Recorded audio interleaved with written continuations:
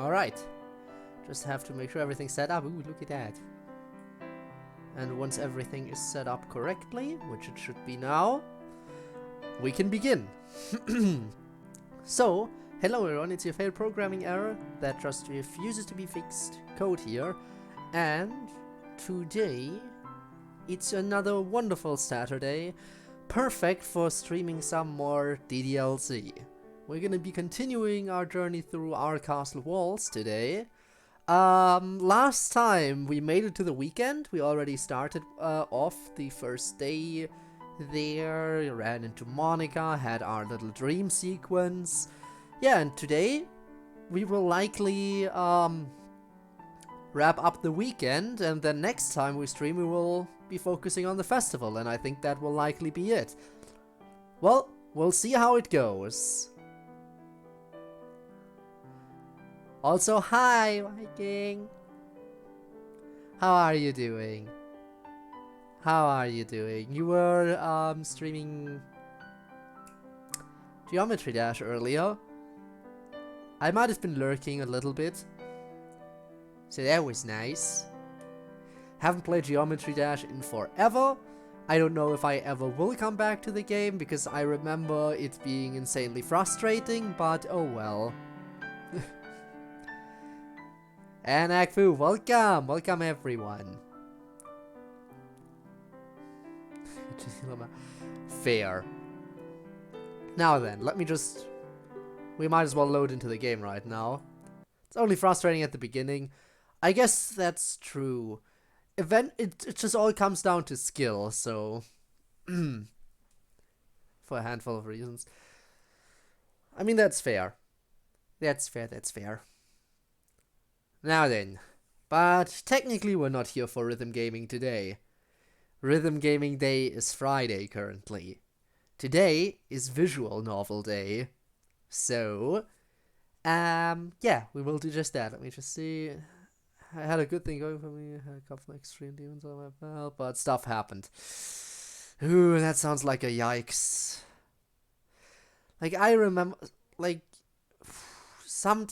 I hope it wasn't just one of those cases where it just completely forgot your save data or something, because that would suck too. I don't know. And Shadow, what's up? Nothing much, sup with you. Half an hour passes by and I'm all done with this job, thank goodness. And Ivanov, hello. Stepping back in my house, I grab my wallet, phone and keys, lock the door, brush off any leaves that may have stuck on my jacket, and make my way to the... Wait. I'm going to the bus stop. I don't have a way to pay for my bus ticket. I have no cash on me, and the bus company doesn't take cards as payment. Looks like I'm going to the 24-hour store to use the ATM I forgot to go to 2 days ago. Maybe I didn't have any extreme beat and only easy tea. Still. And so far, just chilling. That is, you know, there's nothing wrong with that. I can appreciate being able to just chill. That is the thing I like doing the most. Sure, that means a longer walk to a different bus stop, but it has to be done. My journey to the store begins. 10 minutes later. Every single one of them. I mean, I guess that's good, but still. Passing by the park to the... Passing by the park on my walk to the store, my ringtone... Oh, no. That should not have startled me as much as it did, but luckily no one was around to watch me flail my arms all over the place. Deadlocked. I've beaten Deadlocked. But not on Geometry Dash, rather on, just Shapes and Beats. Definitely more, that was definitely always the more beatable game for me. The good old rhythm-based bullet hell. Which again, another game I haven't played in forever. Haven't played Just Shapes and Beats in so long. Is easy, yeah. A lot of stuff in there is a lot easier. The hardest level in Just Shapes and Beats is and will always be Mortal Kombat. That one, yikes. Cat just jumped off something upstairs. I turned my head so quick. Did it knock something down too? Cats like doing that, I've been told. Apparently considered the hardest game to a lot of people. From what I hear, there are a lot of games that are harder. Even in the rhythm game category. I hear Osu Mania is definitely more so up there. Definitely more Osu than Geometry Dash, I feel like. Like, come on.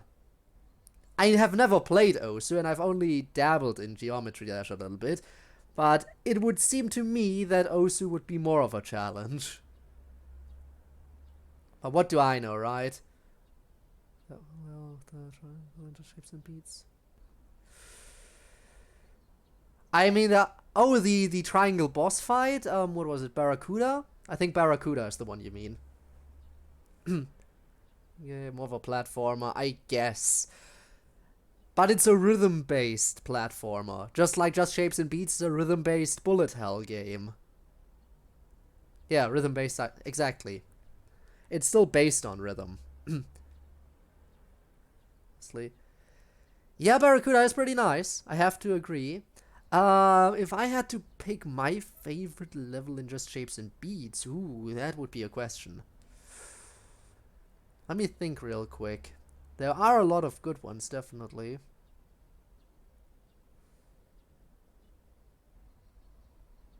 On the Run was always pretty nice to play, I think. Had a nice little challenge to it. Oh, what do I know? It's, again, I haven't played it in so long.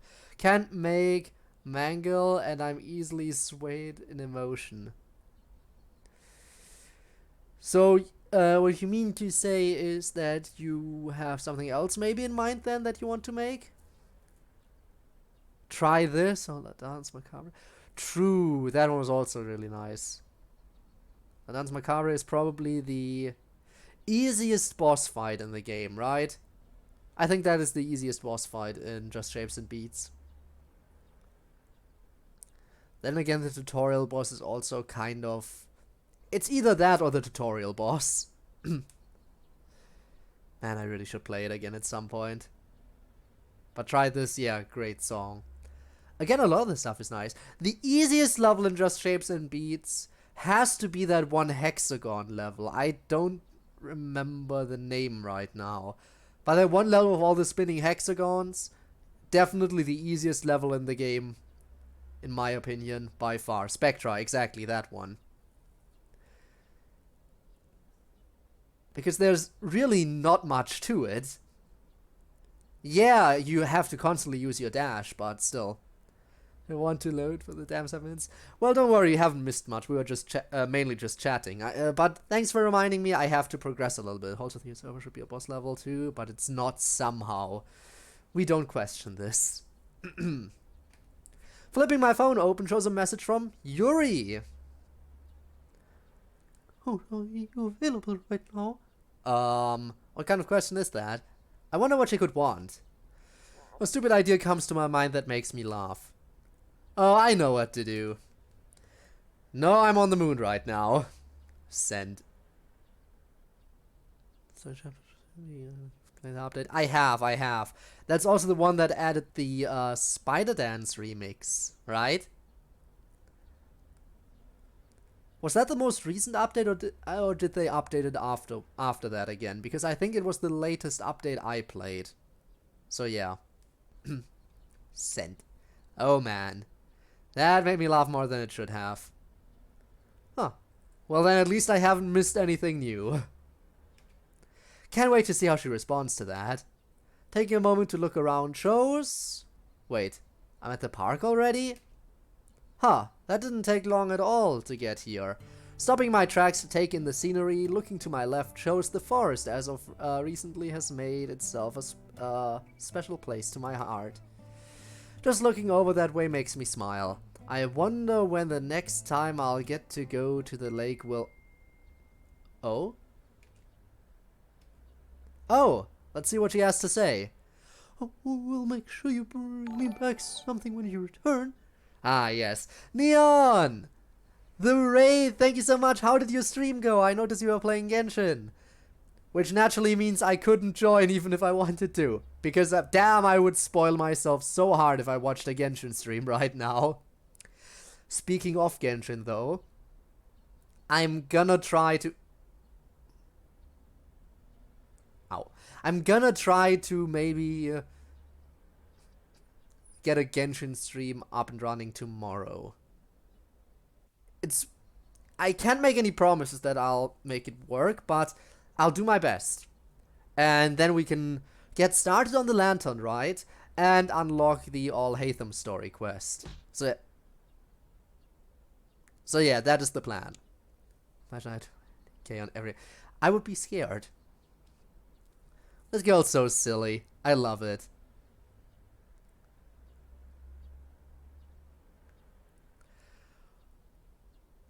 You know what else? No!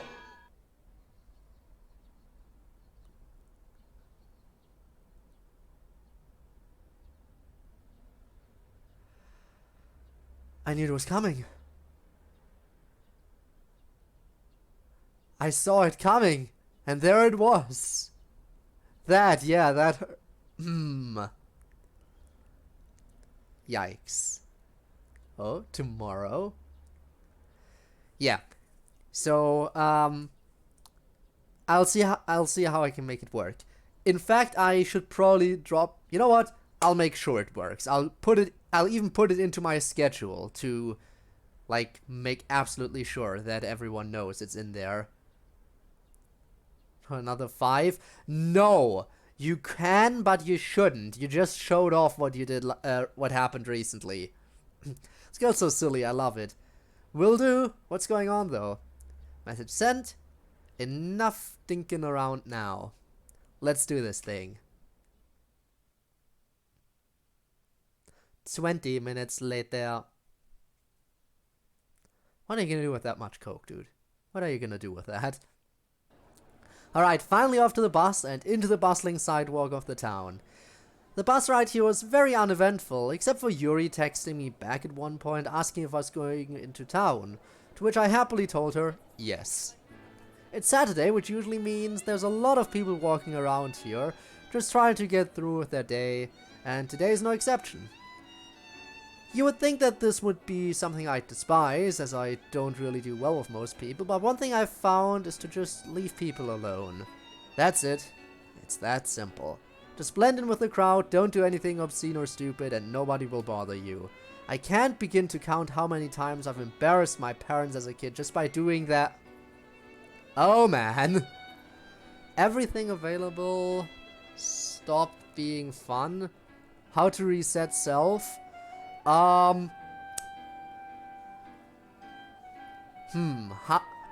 Chat, does anyone know? Any advice? Obviously everything. Oh yeah, you translated. Lay at the floor and think about nothing. Hard, but okay. Code's true FNF mechanic. PF needs to touch an anvil from the heavens. Technically, I would be the one who gets hit by the anvil, so why would boyfriend need to dodge it? Ah yes. When facing me in FNF, you're not the one who has the dodge mechanic. I am the one who has to dodge. Perfect. Oh man. Is there any way you could go to the arts and crafts store and pick up something like paint, 2 small paint brushes and some tape? Oh, that doesn't sound bad. Purposefully making my way out of people traffic and hiding under a nearby building's awning makes texting her back more convenient. I'm not disturbing anyone either. Yeah, I can do that. Don't worry, I can cover this money-wise. You know what? May as well go there first. Get that out of the way. Come to think of it, I don't think I've ever been there before. Let alone know where the place is. I know my mom always talked my dad's ear off about that place, and I've always drowned her out whenever she went on and on about it. Lead part, you will die on the last song.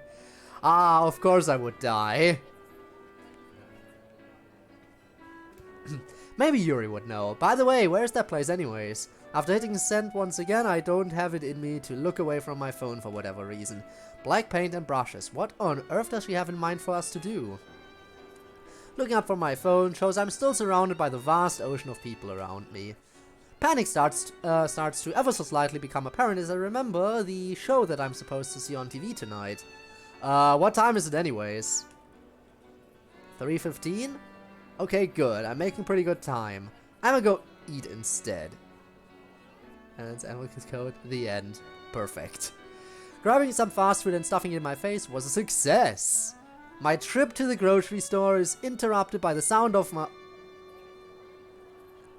Show don't tell, I guess.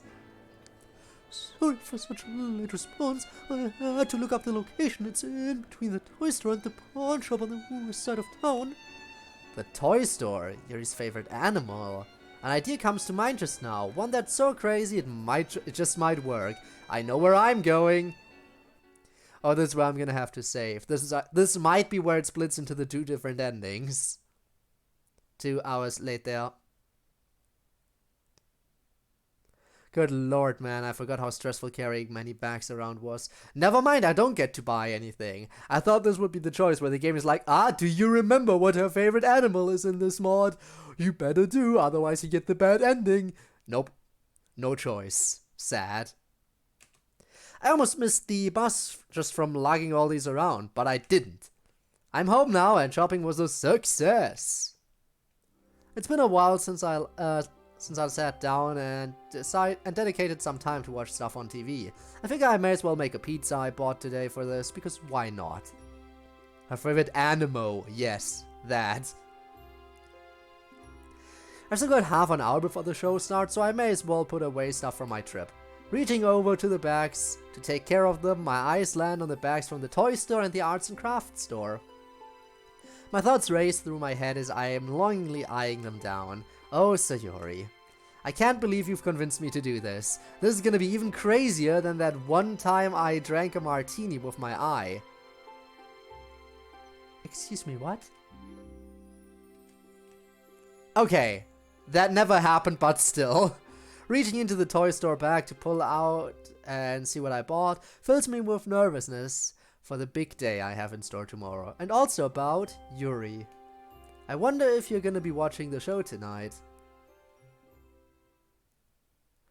5:57 p.m. Yuri point of view. Would you rather be sad because you don't get options for various endings, or actually pick the bad ending and be sad anyways? You know what? I think I'd rather be led directly into the bad ending, because then I can complain about how I would have done it differently.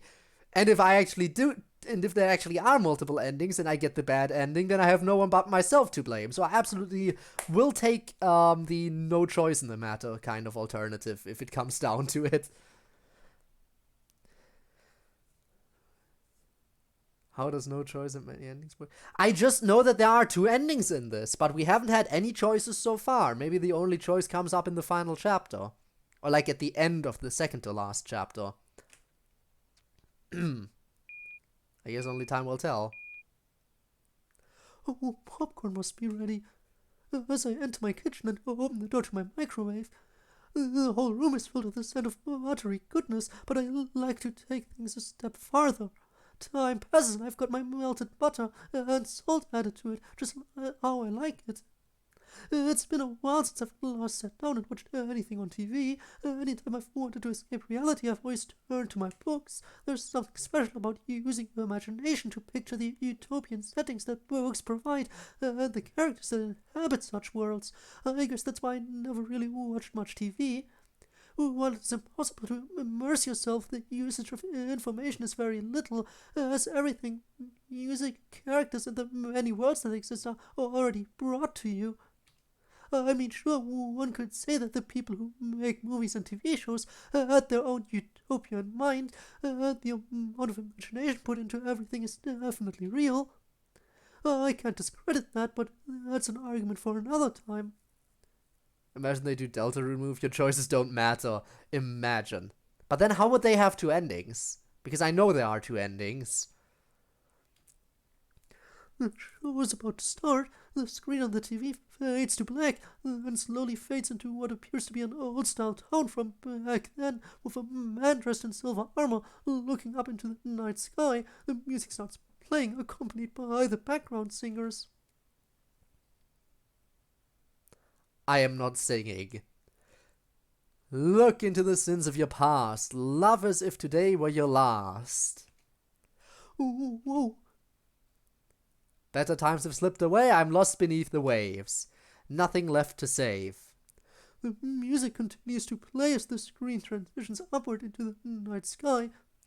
A transparent image of Maria appears in the starscape, but for only a brief moment. I'm feeling a weird prickly sensation throughout my whole body. Your choice doesn't matter, so basically Genshin's dialogue options. Yup, that be the one. That be the thing. Goosebumps. The battle between the East and West grew fiercer with each passing day. Draco, the West's great hero, thinks of his love Maria. Is she safe? Is she waiting?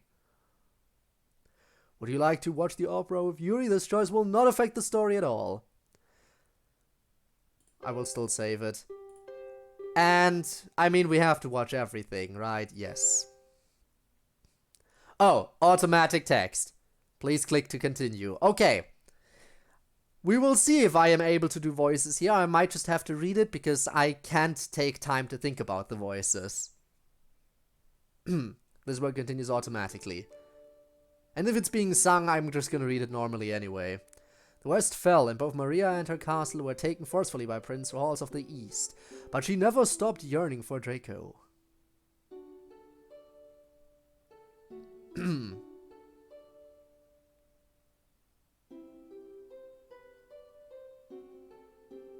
Something's supposed to be happening? Oh, there we go. Oh, my hero, my beloved.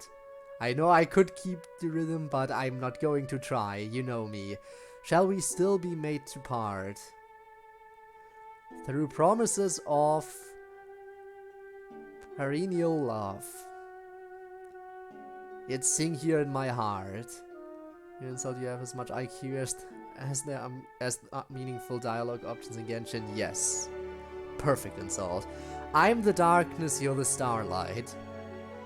Shining brightly from afar. Through hours of despair, I offer this prayer. To you, my evening star. Must my final vows exchanged be with him and not with you? DLC, what your choices don't matter, would be interesting. Of course, an ad. Were you only here to quiet my fear? Oh, speak, guide me anew. You're gonna get an ad now, have fun. Maria makes her way up to the castle's rampart to find a man waiting at the top. It's him. She rushes towards him as they both embrace. Feel sorry for the ones who can't see this right now. Oh shit. My emotions hit me hard as they both begin dancing hand in hand under the calm moonlit sky. Our storybook hero have finally reunited. The happy atmosphere slowly spirals downward as he seemingly vanishes from existence to Lord only knows where, and all that's left behind is a bouquet of flowers. No. No ads? Ah, got lucky then. Man, everyone getting lucky. Well, the ads should be over at this point anyway. For anyone who did get them. I am thankful, my beloved. For your tenderness and grace. I see in your eyes. Ouch. So gentle and wise. All doubts and fears erased. Though the hours take no notice of what fate might have in store. Our love, come what may, will never age a day. I'll wait forevermore. Oh, I forgot how good this was. I definitely have to see how this ends. Oh, we're getting back to normal. I think that's what the black blinking means.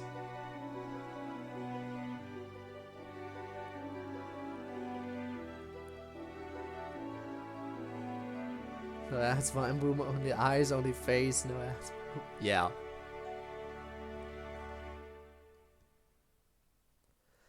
That night, Prince Rolls held a magnificent ball to celebrate his victory over the West and engagement to Maria.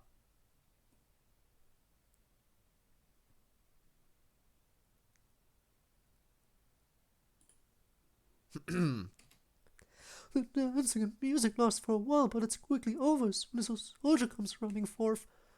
My lord, survivors from the West are storming the castle. Impossible.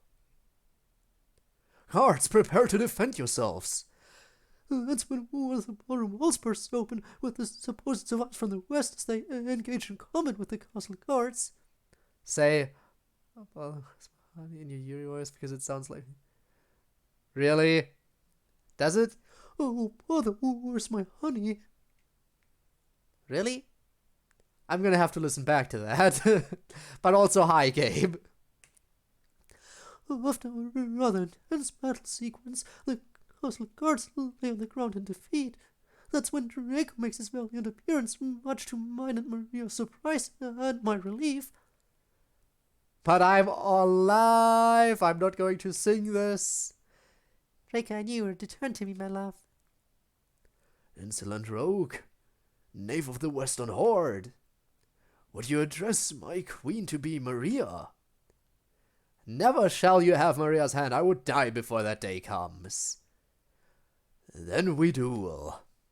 As the duel commences between the two, the music and action becomes much more intense. A minute or so passes and Draco is down on one knee, Prince Rolls towering above him with his saber drawn close to Draco's neck. This can only end one way.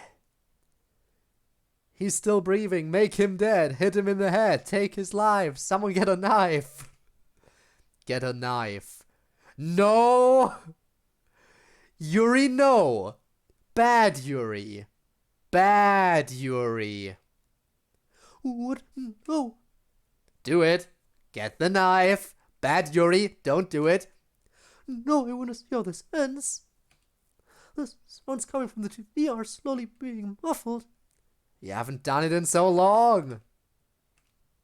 You've forgotten what it feels like. No, I say that as my body gets up against my will and away from the TV and towards my bedroom.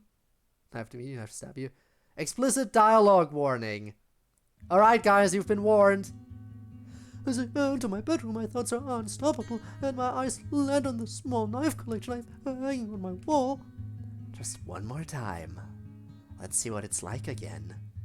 As much as I don't want to do this, I don't have the willpower in me to stop myself from walking over to my collection. I take one of off the display rack, one of my favorite ones. It's longer than most others, both handle and blade. The silver handle has an intricate pattern of waves etched into it, and the blade is gently tinted blue. You gently open the door. Oh, if this basically, yeah. No gentle. We don't do gentle here. Like, I have a very bad experience with that word when it comes to games. Be it gently opening the door, or be it related to Danganronpa even. The word gentle can easily be in very bad context. Don't question why I say it in the context of Danganronpa as bad either. You'll figure it out eventually, that it's not really a spoiler yet, unless I go into detail. You gently stab MC. No! Oh great.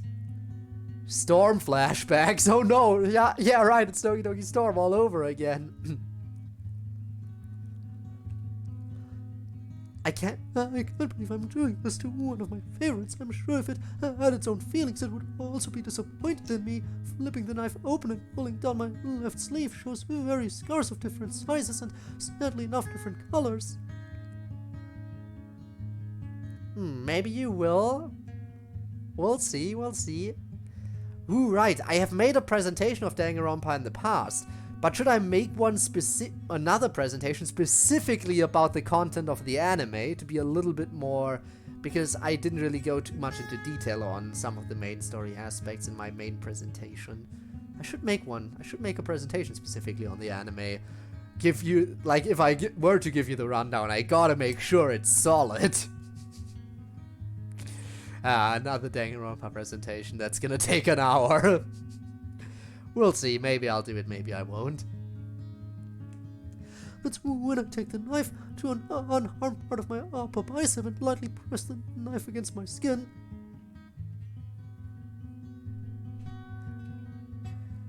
Do it. Just another cut. You'll feel better. Need to keep working on my presentations. Pressing down harder and towards myself just barely breaks skin, and I don't feel any kind of relief from this. More. Digging even deeper and with more force brings an amount of pain I wasn't quite ready for, causing me to forcefully inhale through my teeth. Again. Once again in the same spot, there's almost what feels like a numbing feeling as it makes its way through. My eyes land on the tip and cutting edge of my knife. Underneath my skin as blood ever so slowly starts to spread out from that area. The surreal taboo-like feeling governs my entire body at this side as I'm essentially frozen in place. Make it trickle down. Go deeper. Do it. No, this hurts too much. This isn't making me feel better. Fucking do it. Removing the knife from the area shows the exposed pink inside of my arm that I've only seen a handful of times in my life. Giving in to my curiosity, I bring the knife to the now open area and attempt to dig further down. That sends an intense amount of pain through my entire arm that causes me to shout out of distress and drop my knife to the floor. The loud clang sound of it hitting the floor, ringing through my ears, and my free hand instinctively grasping my bad arm. Removing my hand shows a little more blood coming out, but not an alarming amount. It's gonna lose a leg? Why a leg? She's gonna... You know what? Just lose everything. Cut everything off. You don't need it. Let's do a full body amputation, much like that FNF song. The stinging feeling spreading through my arm makes it more difficult to bend down to pick the knife up. I quickly leave my room and head to the bathroom to take care of myself. Nah, she always goes for her arm. A minute later, and both my arm and the knife are now cleaned up and stored away properly, but the stinging is still there. Hanging my head low while heading back to the living room shows the TV still on, and my bowl of popcorn, while mostly eaten, is strewn across the living room floor. The TV screen shows a black screen with the big white text, the end displayed. My disappointment with myself makes a return, but this time even more intense, knowing that I missed how the show ends all over something I really shouldn't be doing. It feels like all my motivation for anything is gone as I end up laying belly down onto my couch and loudly exhaling. Why do I do this to myself? Why did I think this was a good idea to start doing 2 months ago? This isn't worth it. It isn't worth it. This isn't gonna help my future at all. Picking myself up from the couch and taking a deep breath to try to collect myself, I catch a glimpse of the mess on the floor and end up placing my head in my hands and elbows on my thighs. I'm gonna have to clean up before Code comes over tomorrow. Code? I immediately bring up my head again out of realization. Oh no, what if he finds out about this? How is he going to react? How would he even handle knowing something like this? Will he ever find out? What if things never progress any further than what they are now between him and I? What if my future is bleak and hopeless? Am I doomed to be alone for the rest of my life? But why would Monica have that talk with me yesterday? The sound of my ringtone playing snaps me out of my rather sad stupor. I wonder who that could be. Yes. Alright, we've heard it here. Murder is officially justifiable. We can officially justify killing someone. Thank you, chat, for agreeing. But don't worry, you're not alone in that decision. I'm fully on board too. Best question of the day 2023. Yes, it's already one for the entire year. It's probably Code. Nobody else texts me anymore. I wonder what he has to say. I'm gonna call it an early night. Tomorrow's gonna be fun. Sleep well. I can't help but smile at what I just read. I can feel some of my disappointment melting away. Maybe the future won't be so bad. Maybe everything will be okay. We'll just have to see, won't we? Even if he and I are just best friends for the rest of our lives, does that mean I've at least done something right?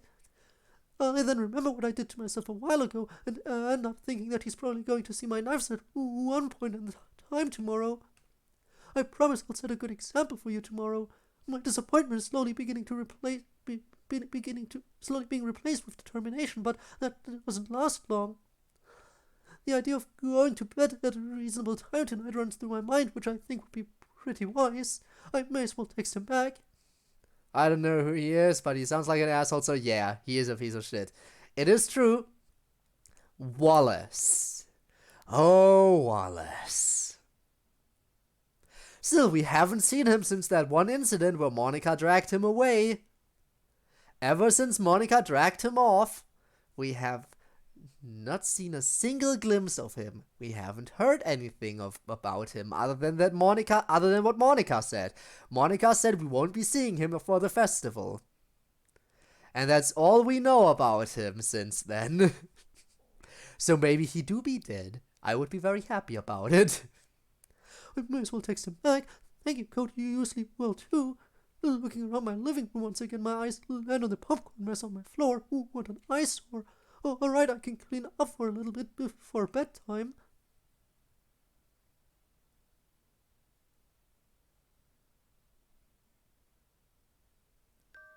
Chapter 6 already. The journey to my friend's place. Okay, this was a short chapter. I mean, don't get me wrong. You can say it was only half an hour long because we already started this chapter in the previous stream. Anyway, Sunday, October 10th. Alright, we're gonna start with a dream sequence, of course, again. Oh, Yuri dream sequence this time. Oh, we're on the Yuri dream sequence. That is definitely new. It's a gorgeous night, all by myself, nobody to interfere with my precious alone time. I'm at the usual spot at the lake, sitting down, playing a familiar tune on my harp. One that is played in one of my favorite adventure movies that I've been fortunate enough to learn by ear. All of a sudden, I'm levitating. When did I obtain such powers? I end up dropping my harp and instinctively place my hands over my sweater to keep from revealing anything. But this doesn't last for long, as a being of white and orange flashes by, pulling me close to them and into the night sky. As I'm flying over the water, my eyesight adjusts to who is making this impossibility a reality. It's Code, a shining angel with beautiful white wings. Ah, yes, that is me. Owen Dude. Welcome. Spoils Ninja Dice of Ligma. No, how could you spoil the entire plot of the Harry Potter series like that? But thank you so much for the cheer, and hello. There's the princess I was looking for. Princess, what? Man, those townspeople were completely wrong. Code, where are we going? I found an old castle that needs some fixing up. I figured we could take on our future there. Our future, I really like that. I can't help but smile at how silly yet caring he's being. His confident smile and topaz orange eyes help reassure me that everything will be okay. Tightly clinging onto his right arm and holding on for dear life, resting my head on his arm, we continue our journey into the sunrise. The sunlight's reflection on the water adds to the absolute perfection of this moment, of us, of everything. At this point, nothing else matters. All of my doubts and insecurities amount to nothing right now. This is the happy ending I've wished for. Too bad it's a dream sequence. And now we wake up. Sorry, Yuri. Your dream is still far out of reach. The sunlight that shines through my window helps awake me from my deep sleep as I slowly bring myself up from my pillow. Was that real? Yeah, of course it was real, Yuri. What else would it be? I then stretched and let out a disappointed sigh. It was a dream. It felt so real. Trying to make sense of everything that has just transpired, I look over to my alarm clock. 9:03 a.m. I haven't felt this refreshed nor slept in for this long in quite a while. After a few seconds of staring off into seemingly nothing, a small wave of panic hits me. Code will be here in about 3 hours. I need to get the house ready for his arrival. I told him I was going to do that yesterday too. Being brought to life by the realization I just had, I get myself out of bed and make my way over to the bathroom to start my day. 11:30 a.m. Back to our point of view. I've been awake for almost 2 hours now. Going to bed early really makes a difference. I haven't had this much beauty sleep in a long time. For once, it felt nice to not have my sleep interrupted by any weird dreams. So far, I've had my shower, ate my 2 sausage biscuits for breakfast, and now I'm trying to figure out everything that I'll be bringing over to Yuri's place today. And also what I'll be leaving home. So, interesting. The one night where Yuri had one of those very intense realistic dreams is the one night that we didn't. Man, I can't believe I'm really going to be going through with this. Alright, so I've got my empty book bag, just in case I need it, my bag from the craft store, and a chocolate bar that I bought for me and her to share. Wants me to do shoveling, Lurk? At least it's not dishes, but yeah, the chores, you can never escape them. Well, I'll see you later then, potentially. I'm sure that she would appreciate that. The excitement inside me is almost becoming overwhelming, knowing that I'll be spending a good chunk of the day with her, at her own house at that. Checking to make sure I have everything required, I step outside, lock the door, and go on the journey to Yuri's house with a smile on my face. Welcome back, Rob. 10 minutes later. We're on chapter 6 already. We're having fun. Wait, does it seriously only take 10 minutes to get to the park? Huh, must have never thought about how long it takes. While I continue on the journey to Yuri's house, my mind becomes preoccupied on tomorrow. The festival. Mainly about everything that's gonna happen tomorrow. I know that we're supposed to be performing tomorrow, but that still seems a bit scary. What if I end up embarrassing myself or the whole club? I don't think I'd be able to live with myself. This is your life now. It is. It absolutely is. I think I'd be able to live with myself. No. Stop. Don't think like that. Nothing too terribly bad is gonna happen tomorrow. Bros being enchantment table. That is just how it be with Ivanov. That is just what you have to get used to. It's very hard to read, but also high, by the way. Nothing too terribly bad is gonna happen tomorrow. Yeah, what could possibly go wrong on the day of the festival? Nothing ever goes wrong there. I'll just have to power through it. But I still don't know what to write for it. The anxiety in me builds up even more as I realize how much time I really have left before tomorrow, but it subsides after a moment or two of silence. Hey, thank you for the raid! How's your stream? What were you playing? Unrailed, I think? Welcome, raiders! Welcome, everyone! And again, big thank you! I hope you had a nice stream. I really hope so. So, yeah, to all the raiders who are joining, it's good, how are you? I am doing fantastic. I am doing absolutely amazing today. Other than, you know, people throwing stuff at me, but that's nothing out of the ordinary. But yeah, to anyone just coming in, this is modded DDLC. We are playing a mod called Our Castle Walls. Thank you for providing the example of the throws. Basically, this mod is very much focused around the relationship between the main character and Yuri. So, if you don't like Yuri as a character, this might not be entirely your mod, but personally, I think all the girls are amazing in this. And the main character, even though he's kind of dense, can be kind of nice too. Right, anxiety. The anxiety in me builds up even more as I realize how much time I really have left before tomorrow, but it subsides after a moment or two of silence. Maybe I shouldn't worry about that right now. Hanging out with Yuri today is more important. Let's see how this turns out. Maybe being around her will give me an idea on what to write about. Man, I still can't believe I'm going through with this crazy idea. This had better be worth it. So yeah, we are about to ask Yuri to go on a date with us for the festival. So festival date, let's see how this turns out. Again though, what could possibly go wrong on the day of the festival in DDLC? Nothing, that's what. So Dancy can't shoot him because Ricochet, yes. See, in this mod looks different. There's a character in this mod that looks like MC. And wants... Yeah, no, that character, Wallace, absolute asshole. Like, again, we discussed it earlier, but everybody would love to kill him. After several more minutes of walking, I finally arrive at Yuri's house. A memory of a few days ago hits me when I walked to here after school once. Happily setting my bags down next to a front door, I pull out my phone to check the time. 11:58 a.m. Alright, nice. Early it looks like. I hope she won't mind. Putting my phone away and knocking on her door 3 times, I stand still and wait for the door to open. A happy feeling inside me starting to become erratic within this undetermined amount of time, just the thought of being able to spend time with her again. I'm still not entirely sure what me and her are going to be doing today. How's she going to react to everything? The chocolate bar? What I have in store back in... The door opens, which slightly catches me by surprise.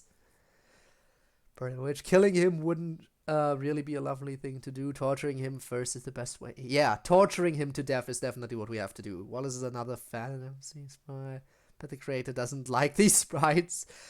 I mean, I like the one, I really think the one in club meetings looks really good. And that will always be the canon look for MC for me going forward. Like, not Kenzo, but the actual MC. I will make you suffer slowly. And only when I'm satisfied I will let you die. Yes! That is how we do it. Once fully open, there she stands. But in a white t-shirt and light blue shirt over top, instead of her sweater I saw on the lake. New outfit! Let's go! New Yuri outfit. Gotta appreciate that nice little detail. Of course they wouldn't be wearing the same clothes every day, other than, you know, school uniform. That is really nice. Move was a -1 anvil moment. True, because that was to chat's detriment and not mine. My headcanon is that this whole thing is in the mind of Christian. It's just a schizo episodes, of course. Where were we though? Once fully open, there she stands, but yeah, I read that. I'm taken aback by how great it looks. How she looks. Oh, look, Owen. I hope I didn't leave you waiting too long. I literally just got here. No, I just got here. No worries. Hand goes to the back of my head out of nervousness as an awkward silence plays out between us. Awkward enough that there's not even background music. Oh, I see what I told you about. I did. Her gentle smile never leaves. May I come in? Oh, of course. She continues to hold the door open. I take a hold of my bags that were on the ground and enter her house. Can we get background music now? Yeah, there it is. There's the BGM.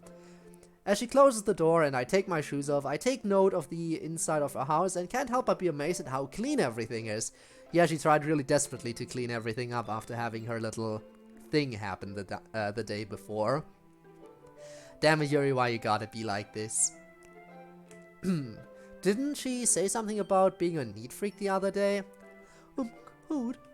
Huh? Oh, yes? She's standing in her kitchen. This confuses me, as I would have expected her to be heading towards her bedroom or living room or something for us to work on the project.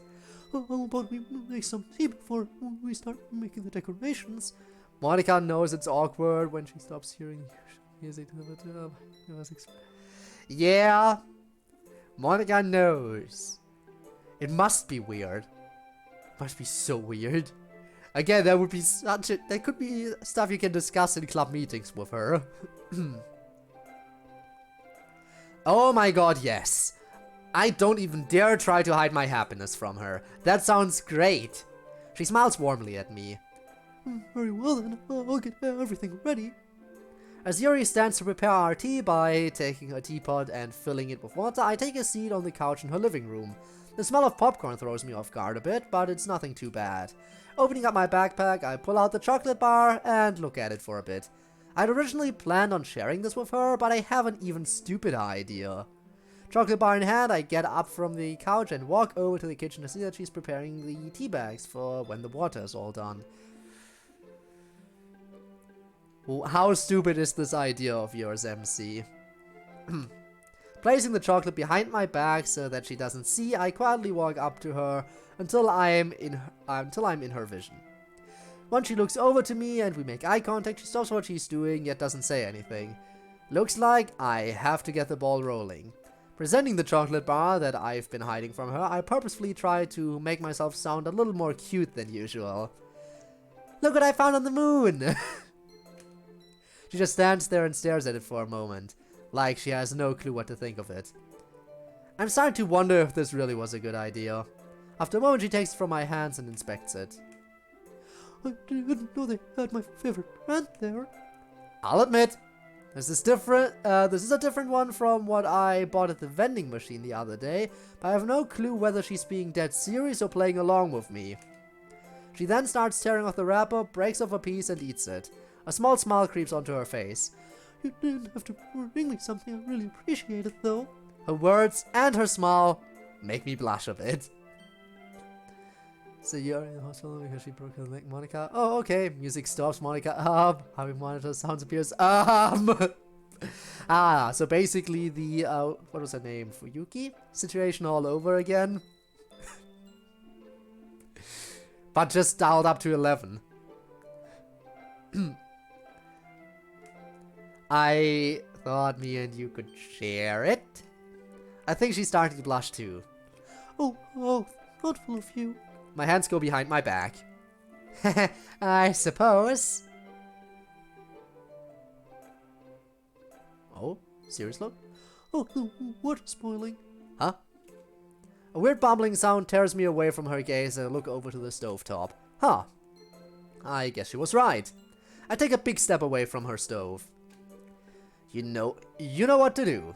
Without saying a word, Yuri walks over to her stove, turns off the correct burner so that the flame and water dies down. After observing everything with my hands behind my back, I look back at her nervously, now feeling a bit guilty for getting in her way.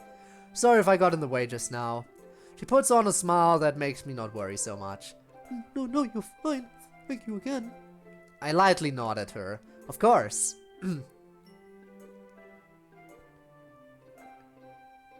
Wow. Really, Rob? Really? And yes, what is it? What is it? Anything specific you want to ask? Or say?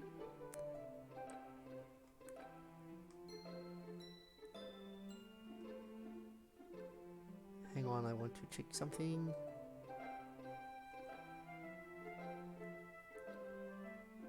Yeah. But hey, welcome. Welcome is probably what I should be saying here. Also, Rob hitting us with the quotes. But yeah, hello! Hello, I hope you like DDLC. Because if you don't like DDLC, then this might not be the stream for you. Of course! I then step away from her and out of the kitchen, so there's no possible way I'll be a bother to her. But something rather important comes to mind. Hey, you... Stopping myself by taking a look at what she's doing, it looks like she's still trying to prepare the tea for us. Something tells me that, if I were her, I wouldn't like it if my concentration was broken by someone trying to get my attention. I'll be considerate and wait on the couch for her to be all done. A minute passes and she's now pouring tea for the both of us in glass cups. She even went as far as to put both cups on a metal tray. Just the sight of her walking over to me with the tray in both hands. I don't know, there's something special about it. It's almost like how she was a few days ago in the club when she was preparing tea for everyone. She's now sitting across from me, setting the tray down on the coffee table we're at. Believe it or not, she even went as far as to put the rest of the chocolate bar on the tray. This reminds me of a few days ago in the club when me and her were at her desk, and she was explaining the whole adjective-adverb thing to me. This makes me feel really happy.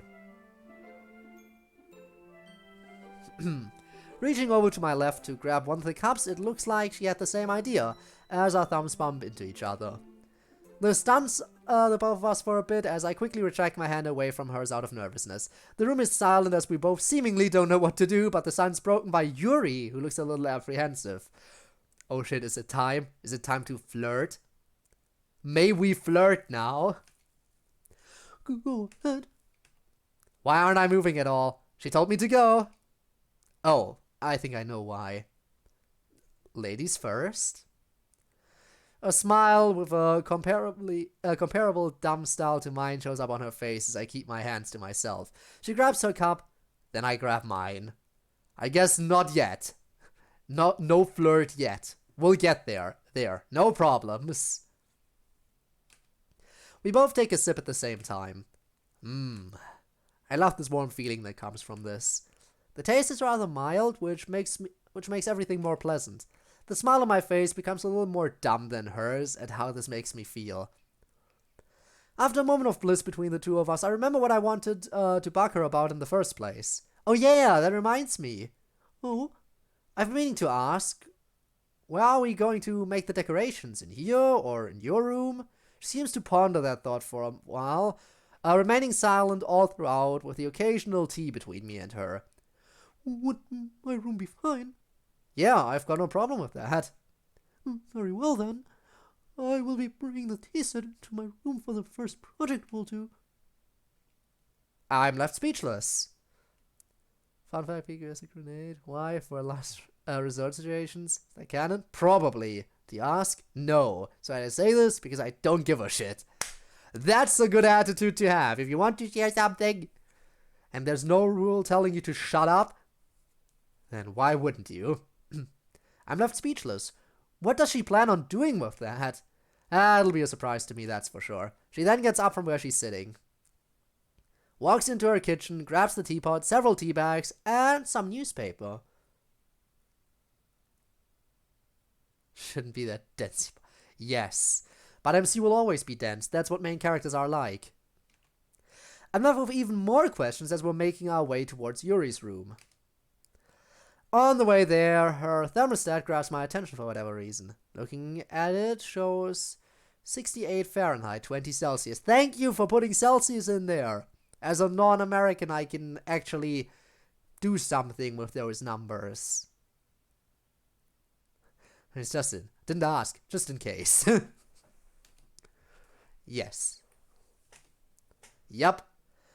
Can confirm that she keeps her AC off. I would hope so. It's October. Oh well. Upon entering her room, the first thing that catches my attention is the giant rolled up paper sitting in the corner of her room. Yuri, on the other hand, sets the tray on the floor, places 2 tea bags in each of our cups from earlier, pours hot water in them, and lays down the newspaper so it covers most of her floor. I still have no clue what's going on. There, that's settled. Let's get started. It is after hearing that when I realize I am still standing in the doorway. Yeah, we probably should. Snap, use cut, Monica's kill, Monica's delete. That'd be more like it. Making sure to gently close her door, as not to disturb anything, I then find a spot close to her bed and sit cross-legged on the floor. I do not like the use of the word gentle. Please, stop using that word. Use synonyms, just don't use that specific word. If we can avoid using that word, I would be very, very happy. Would have been nice if our floor was carpet instead of linoleum, as my feet are cold now.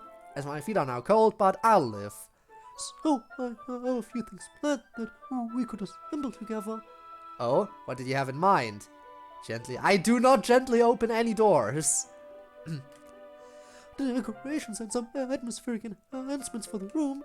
Okay, I kinda had an idea that we were gonna be making stuff, considering that she made me buy and all. But what else she said is throwing me for a loop. I raise an eyebrow at her out of curiosity. Okay, Yuri, what's that? You stabbed herself with a pen. Too soon? Yes, just... Wow. Big Sag.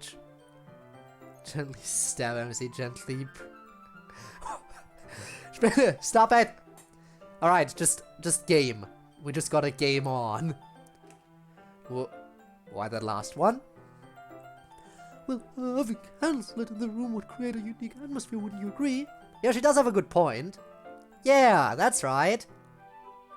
Here, let me show you. She gets up, grabs a candle she has on her nightstand along with a lighter, and places it on the floor between us. Silently observing her sitting down and lighting it, I try to make out what the name on the candle says. White Jasmine? Oh, she's hitting us with the Jasmine again! Yuri! This girl... Gently distract... Yes. But this girl... She's always gonna be relying on Jasmine, isn't she? Gently ending reality is okay. Impossible. Yeah, I am aware. White Jasmine. Takes a while, but her room starts to smell better. This goes almost hand in hand with the relaxing feeling from tea earlier. Now imagine 3 or 4 of these in the classroom. Is that a party for me? But the next 24 hours, that is... It is time! It's now... It's midnight! You're right! Happy birthday, Neon! Everybody, wish a happy birthday to... Rob, please. We have better stuff to do. But yeah, happy birthday! Hope you'll have a nice party. And great celebrations and everything. Damn. I mean, I knew it would be today. I completely lost track of the time. You're right, it is now officially your birthday. As of 1 minute ago. So yeah, nice. I hope it'll be a great day for you. Even faster. Ben and I are always in a call, just like right now. I am aware that you are frequently in a call. I mean, you were also in a call when the most recent tragic events on the Discord went down, where I have to admit, both of the people involved did get a strike.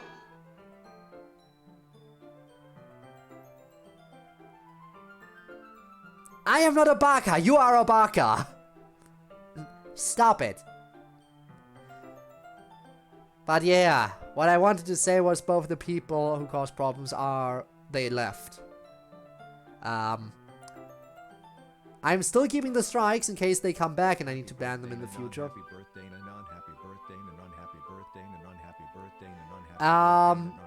Damn that typo. Your name is Nanon now.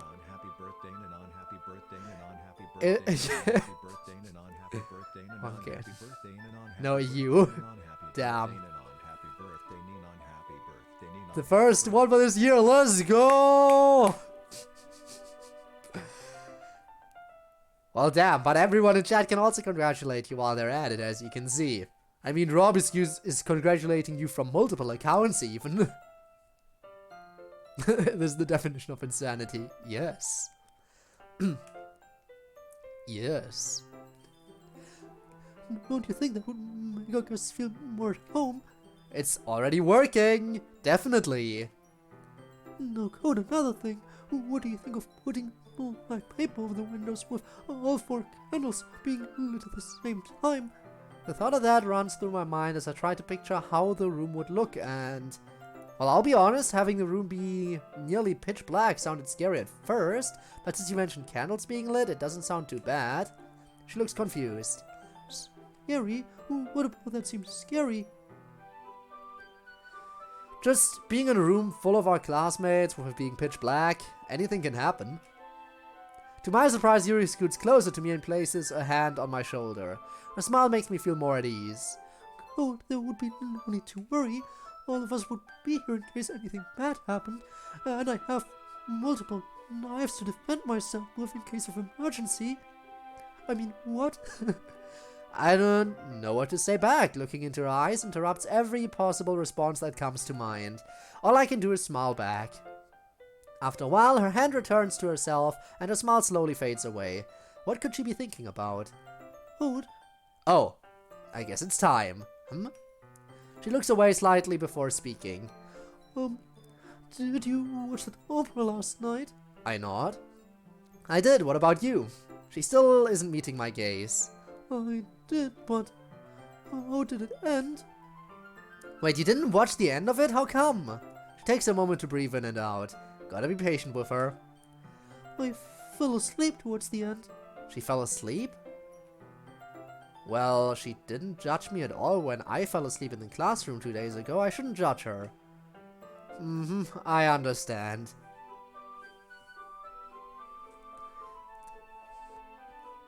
I understand. Yeah, Draco ended up winning the duel after all. That part where he was cornered really got me nervous. It's no wonder why I couldn't watch the rest of it when I was a kid. At one point in time, while I was talking, I noticed Yuri's expression returning to a happy, more relaxed one. Did hearing that really make her that happy? Oh, well, that's a relief. I'm glad it ended that way. I nod again. Me too. Something important comes to mind. Yuri? Yes, Code? Her tone of voice is as pleasant as it should be, but there are more important matters at hand. We haven't started making decorations yet. You're right. We better get started. She then gets up from the floor and walks to the corner of her room while I remain sitting. What's the first plan of action? She grabs the giant pile of paper in the corner along with some spools of ribbon and lays it down on the newspaper in front of us. Well, we're going to be tea-staining this big piece of paper as it will be used for the banner we're making. Despite Natsuki bringing in cupcakes, I want the banner to be one of the first things that our guests see when they enter the room. Oh my god, that's an amazing idea! But that doesn't explain the newspaper, though. I end up pointing at it out of response, to which she looks down. Oh, it's so it won't make a huge mess on the floor. I can feel a light bulb click on in my head. That's actually kind of clever. I like that. Yuri beams. The first thing they see. Isn't the first thing people see a door? Instead of a wall? A door. First thing they see. Looking over at the spools of ribbon on the floor, the gears in my head start turning. An amazing idea comes to mind that I have to share with her. Hey Yuri, I have a good idea. Can we let myself like this? You can certainly try. You can certainly try. A gently open door? No. A firmly closed door. She looks at me curiously. Oh, what is it? The first thing people would see would be the door, right? Do you have any extra paper lying around here? What does the door and paper have to do with each other? I grab one of the spools of ribbon, help demonstrate my idea to her. Take some paper, with some stuff on it, tape it to a ribbon, put ribbon on top of a doorway, I guess, and there you go, first thing people see. Another silence plays out between us as Yuri seems to be deep in thought. I don't remember the last time I spoke like that in a while. How do you firmly close a door? Why do that? Like, if you later on have to...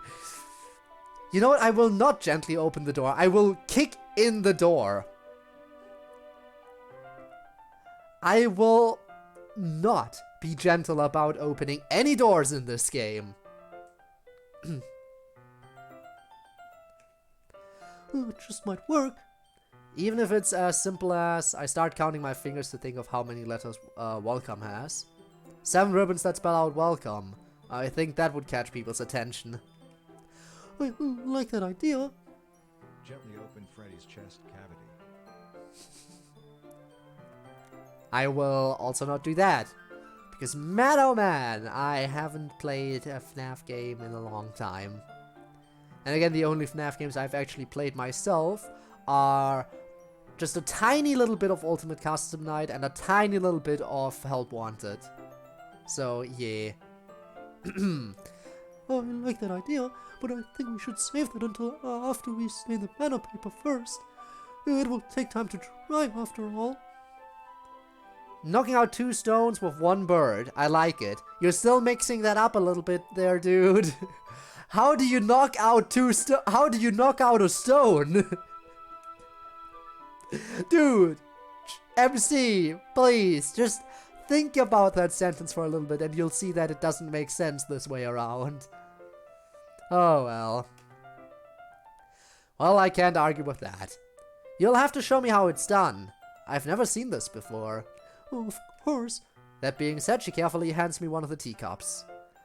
Looking at it shows the water is a much darker color than I'm used to. This might not be safe to drink. Don't do it. Next, she positions the paper so that it's perfectly in front of us. Watch carefully, okay? How to knock out a stone.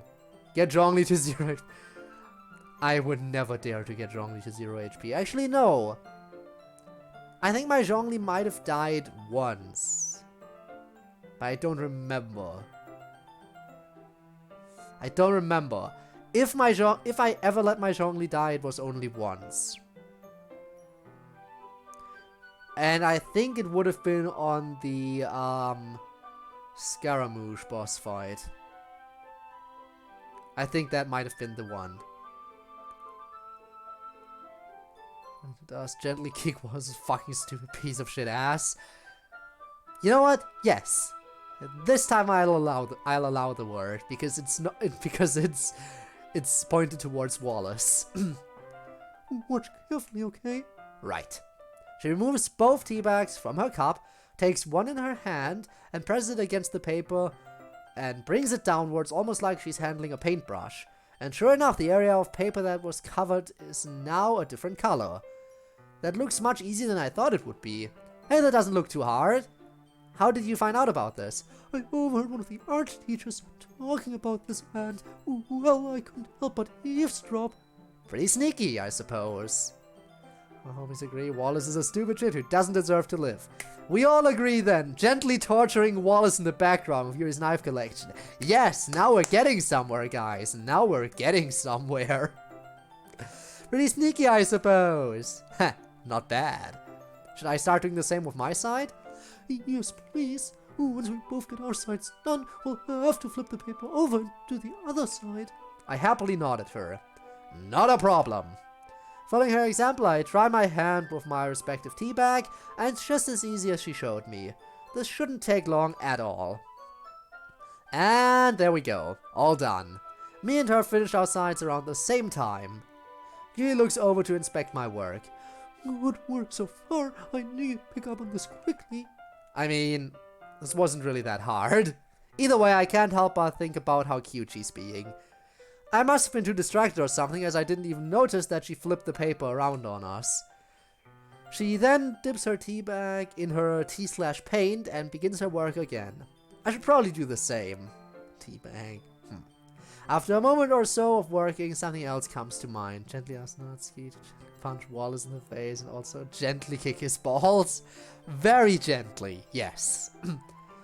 After a moment or so of working, something else comes to mind. Hey, Yuri? What is it?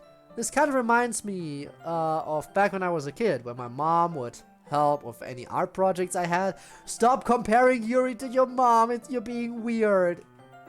She gives me another warm smile.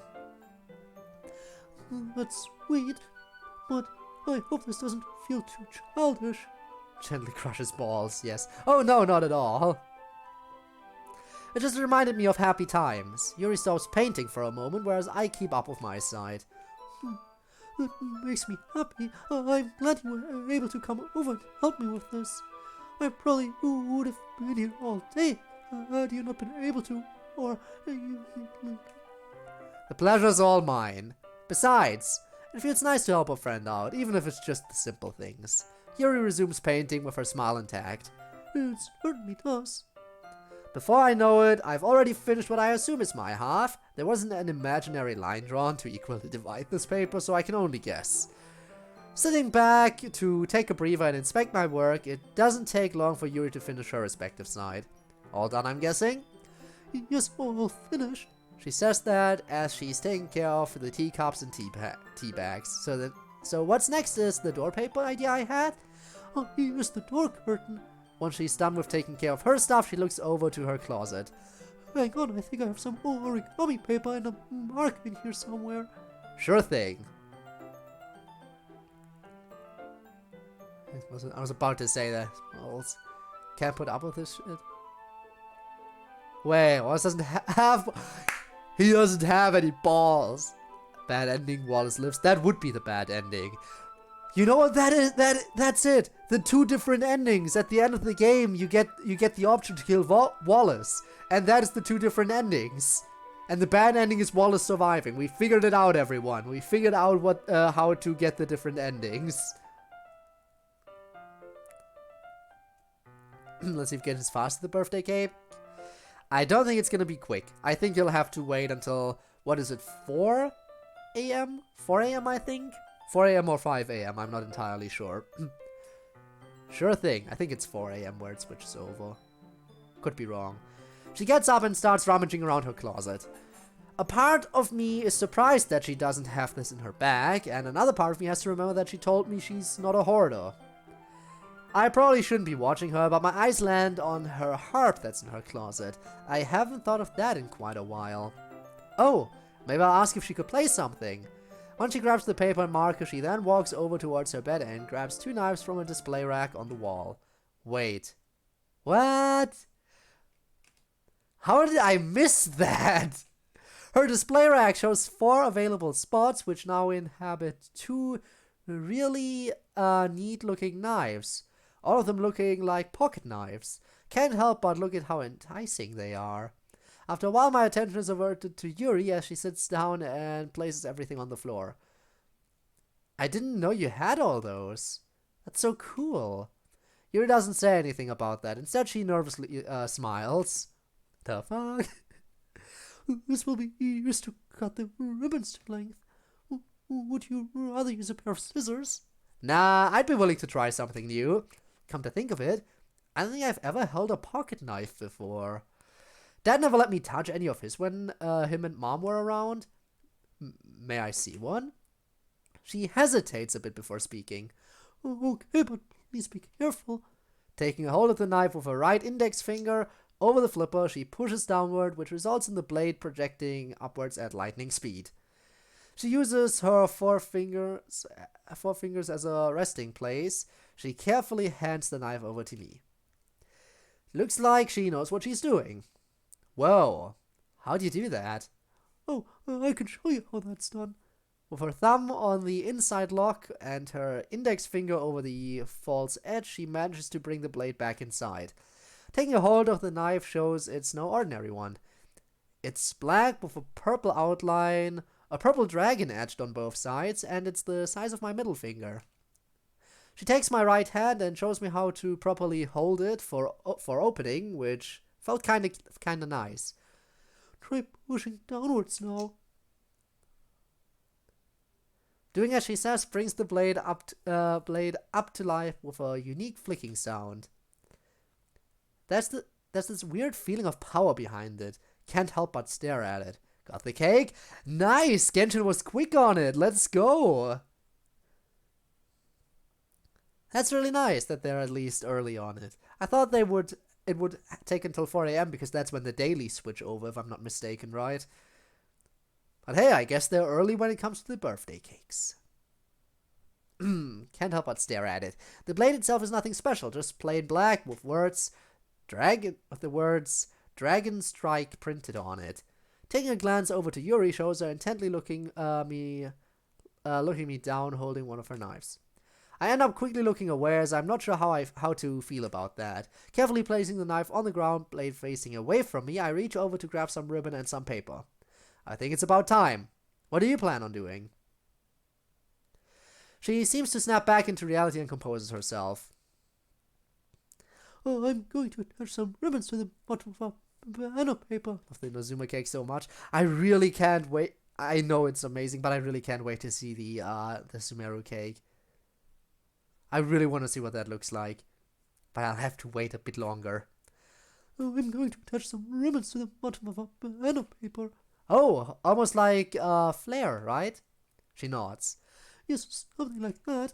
Neat. I'll get started with my project. With that, Yuri grabs her own knife and ribbons, and we begin our respective jobs, with only silence that fills her room. Minutes pass, and I'm on the third to last piece of paper.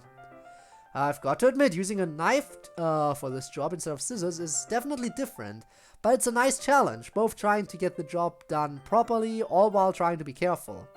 It's made me do some critical thinking, which I enjoy. Oftentimes I would hear Yuri humming to herself.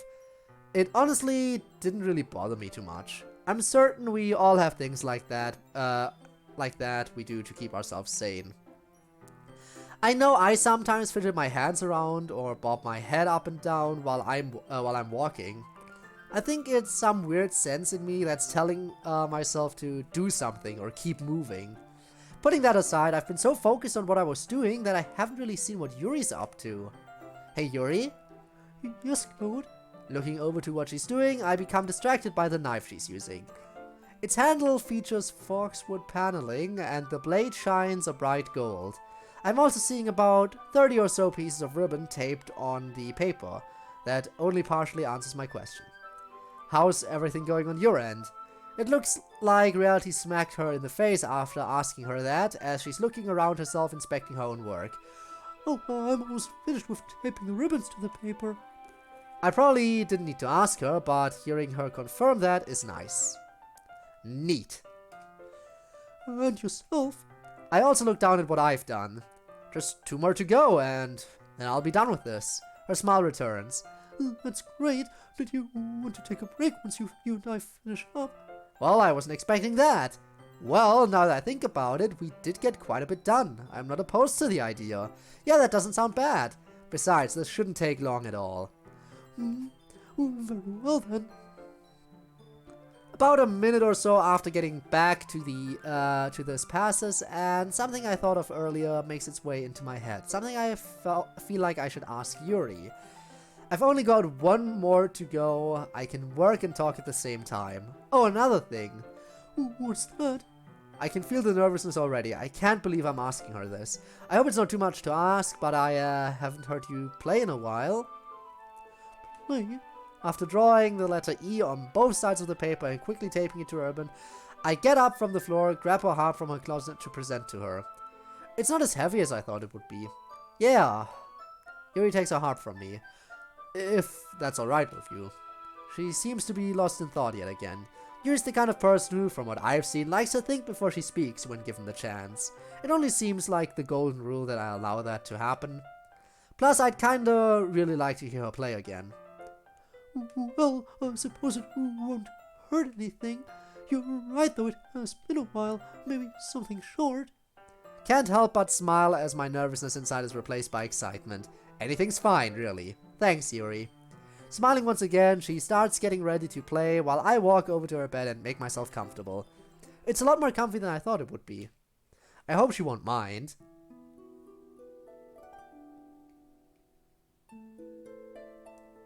Music time. For once, everything feels okay. My mind isn't racing. I'm in the room of the girl I like the most, spending time with her. I don't think I could have asked for anything better. Laying down on her bed now, the comfiness, the relaxing feeling from tea, and how wonderful she sounds is taking its effect, all hitting me at once. Maybe I'll close my eyes for a bit. It's break time, after all. Right? I can feel myself slowly dozing off just by silently yawning. Tomorrow's gonna be the best festival ever. Did we really just fall asleep in her bed? We came over to her place, got to her room, did a project with her, asked her to play a song for us, and while she was playing the song, we just got into her bed and fell asleep. Okay then. Point of view change, right? We're gonna see Yuri's point of view now. Back? Well, Rob, we just went to sleep in Yuri's bed, so, you know, what should do the naughty stuff now? Who knows? Huh? What? Oh, we didn't change point of view. Interesting. Everything feels weird. What time is it? Where am I? This doesn't look like my room. Getting up and looking around shows... Who put this blanket on me? Oh yeah, Yuri's room. How long did I sleep for? No sensor necessary, we're already awake. Where'd Yuri go? Looking around shows no signs of her. My project and hers are left untouched but finished. This is starting to make me feel uneasy. Her closet's still a mess, her knife display is untouched. The one I used is still laying on the floor, but hers is... Where'd it go? I don't see it anywhere. My curiosity getting the better of me, I push the blanket aside, get up from her bed and quietly leave her room.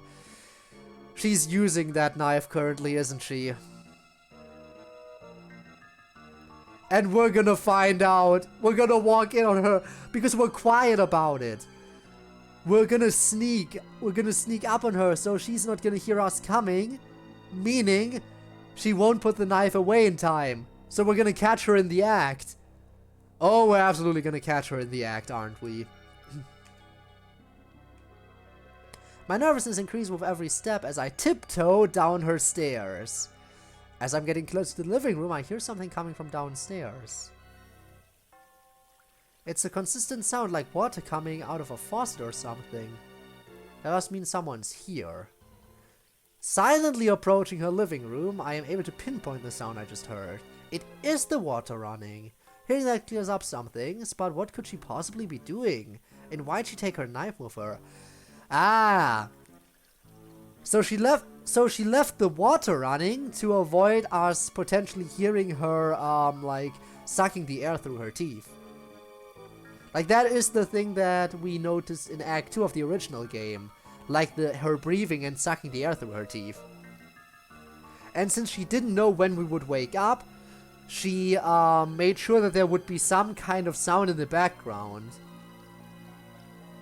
I see, I see. Why'd she take her knife with her? Peeking into the kitchen shows her cleaning up her knife from earlier. Oh no, she's cleaning it up. Okay, okay, okay. My voice quivers a bit while trying to get her attention. It's fine, she's cleaning it up, that's what was going on. I thought she was being stealthy by leaving the water running for doing her thing. But that's not the case. She's already put that behind her. She's already done with the cutting.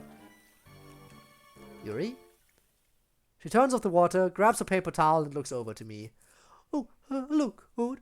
I didn't expect you to wake up so soon. Maybe I shouldn't be stretching right in front of her, but she's probably drying off her knife or something. Don't worry about it too much. What's going on? She walks over to a table with the tea tray from earlier. On it is a grilled cheese sandwich cut perfectly in half, 2 glasses of ice water, and a pocket knife from earlier now retracted. My eyes are glued to everything as she sets the tray down. I thought I would make a little something for us, much like when we're at school.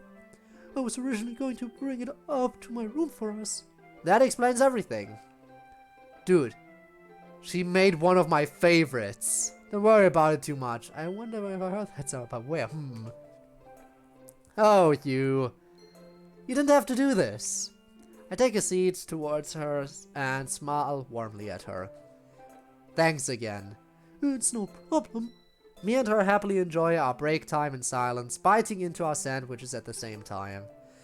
There's a familiar kick packed away in here that I know all too well. Pepperjack. This grill, yeah, no, the grill, absolutely. Hi, thank you so much for the lurk. Welcome to the stream. Hope you'll appreciate sneakily lurking in the stream chat for a bit. Appreciate it. Also, Maddie, Hex Dust fan, I'm super mad at my favorite tweets. Why are you mad? Why are you mad? Why are you mad though? Also, hi, but why mad? Inform me. This girl used my most favorite cheese for this. She's a keeper. The comfortable silence doesn't last for long, however, as Yuri speaks up once again. Hey, Code. What is it? She looks apprehensive for whatever reason as she sets her sandwich down. You don't think it's weird that I keep knives around, do you? Oh, that's why. No, I don't think it's weird. It's definitely unique, but they can be really handy to have around. like to open letters, or to cut tags off of stuff, or you could sharpen pencils with them, or you could pull Legos apart with them. God only knows I could have used that as a kid. My bad, I didn't mean to ramble. I think a worried look was going away while I was talking. I'm glad you think that. Because they banned me for no reason and it made me cry, and now I'm super sad and mad at the same time. For no reason. Okay, let me think. When people get banned, there usually has to be a reason. Was it maybe an streamer who made it clear that their content was supposed to be for that they had an adult audience and wanted people to be 18 plus, and it came out that you were younger, maybe something like that? That's all I can think of that would be borderline no reason. Other than that, there always has to be some kind of reason for people to get banned. Like, why would nobody ban someone just for the fun of it? Unless it's like a temporary thing and it's like, oh, I wonder how that like if both people are in on the joke. I'm glad you think that. I became interested in them a few months ago. There's just something so fascinating about them. She then picks her sandwich back up. Understandably so. They can be pretty practical to keep on you at all times. I didn't know how cool they can be as well. I don't know why, but now I'm starting to wonder if she keeps one in her bag. Thank you for not judging me about this. Yuri, I wouldn't be very good to you if I were to do so. Well, that was a thing I just said out loud. She quietly giggles to herself, then sets her elbow on the table, props her head on her hand, and looks in my general direction. Oh, you're too kind. All I can do is smile and nod at her, and maybe blush a little bit. Reminds me of a time I joined someone's stream, said one single message, which was hello, got banned seconds after. What the fuck? No, seriously, what the fuck? Are there really streamers who do that kind of stuff? Why? Why? For what reason? I don't understand. Well, I guess I don't need to understand. I guess I really don't need to understand. It doesn't take long for sandwich time to be over, which makes me go, "Aw, man, break time's over" in my head. Also, hi Wisdom, welcome, how are you? How is you doing? I have to be careful what I say now that I know that some of my dark secrets have been exposed to you. I will never recover from that. Ooh, I keep my eyes directed on hers. So, what's gonna happen next? Just saw the notification.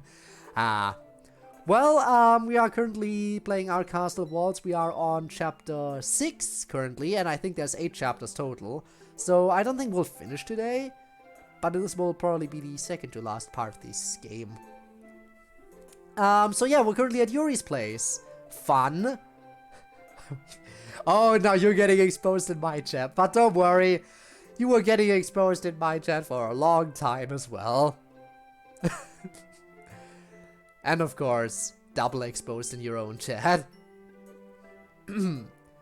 So what's gonna happen next? Yuri grabs a hold of the tray and brings it towards her. All we have left to do is write a quote on the banner. Okay. What did you have in mind? She gives me her always cute smile. Oh, you'll see. Heh. Can't wait to see what she has in store. In mind? One of those two. She then gets up and walks towards her kitchen to take care of everything. Once she's done, she looks over to me again. Code, could you please grab the paint and brushes? I happily nod at her. Sure thing. Doing as she says by grabbing my stuff, she catches up to me, this time without the tray, but with her knife in hand. Dangerous. Well, yes. Yeah, I mean, again, I have no excuse. Again, I have absolutely no excuse for that. Oh no. Oh, good time. Not worry about anything much of ET or Rob. How about no? Yup. I mean, to be fair, I do that kind of stuff to myself. Like, there was no reason for me to get to to say any of the things I said, to moan on stream, no reason at all. But I did it anyway. Give me drugs, drugs, drugs. See, that is stuff that... Well, technically I have said it because I read that out loud. But then again, reading someone else's quotes shouldn't count as then being a quote of you, right? Like, if I read all of your quotes, would that then mean that I could be quoted for saying that stuff? I don't think so. But then again, what do I know?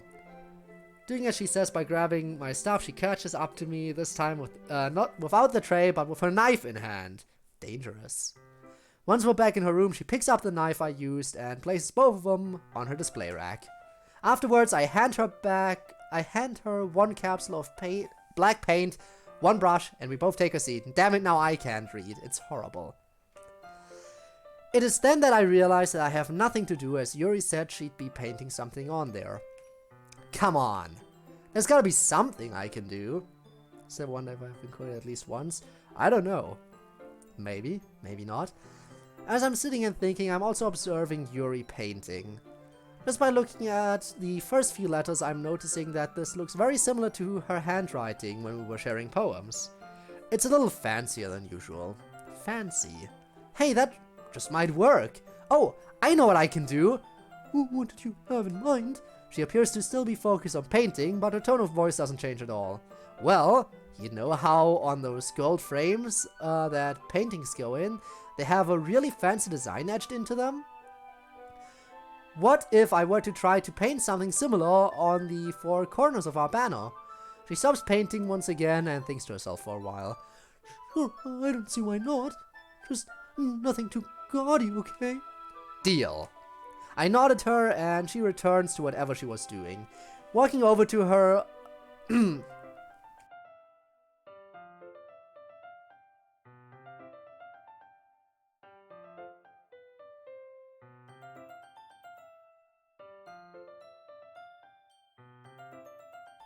Sorry. Walking over to the opposite side of her, I prepare my paintbrush and...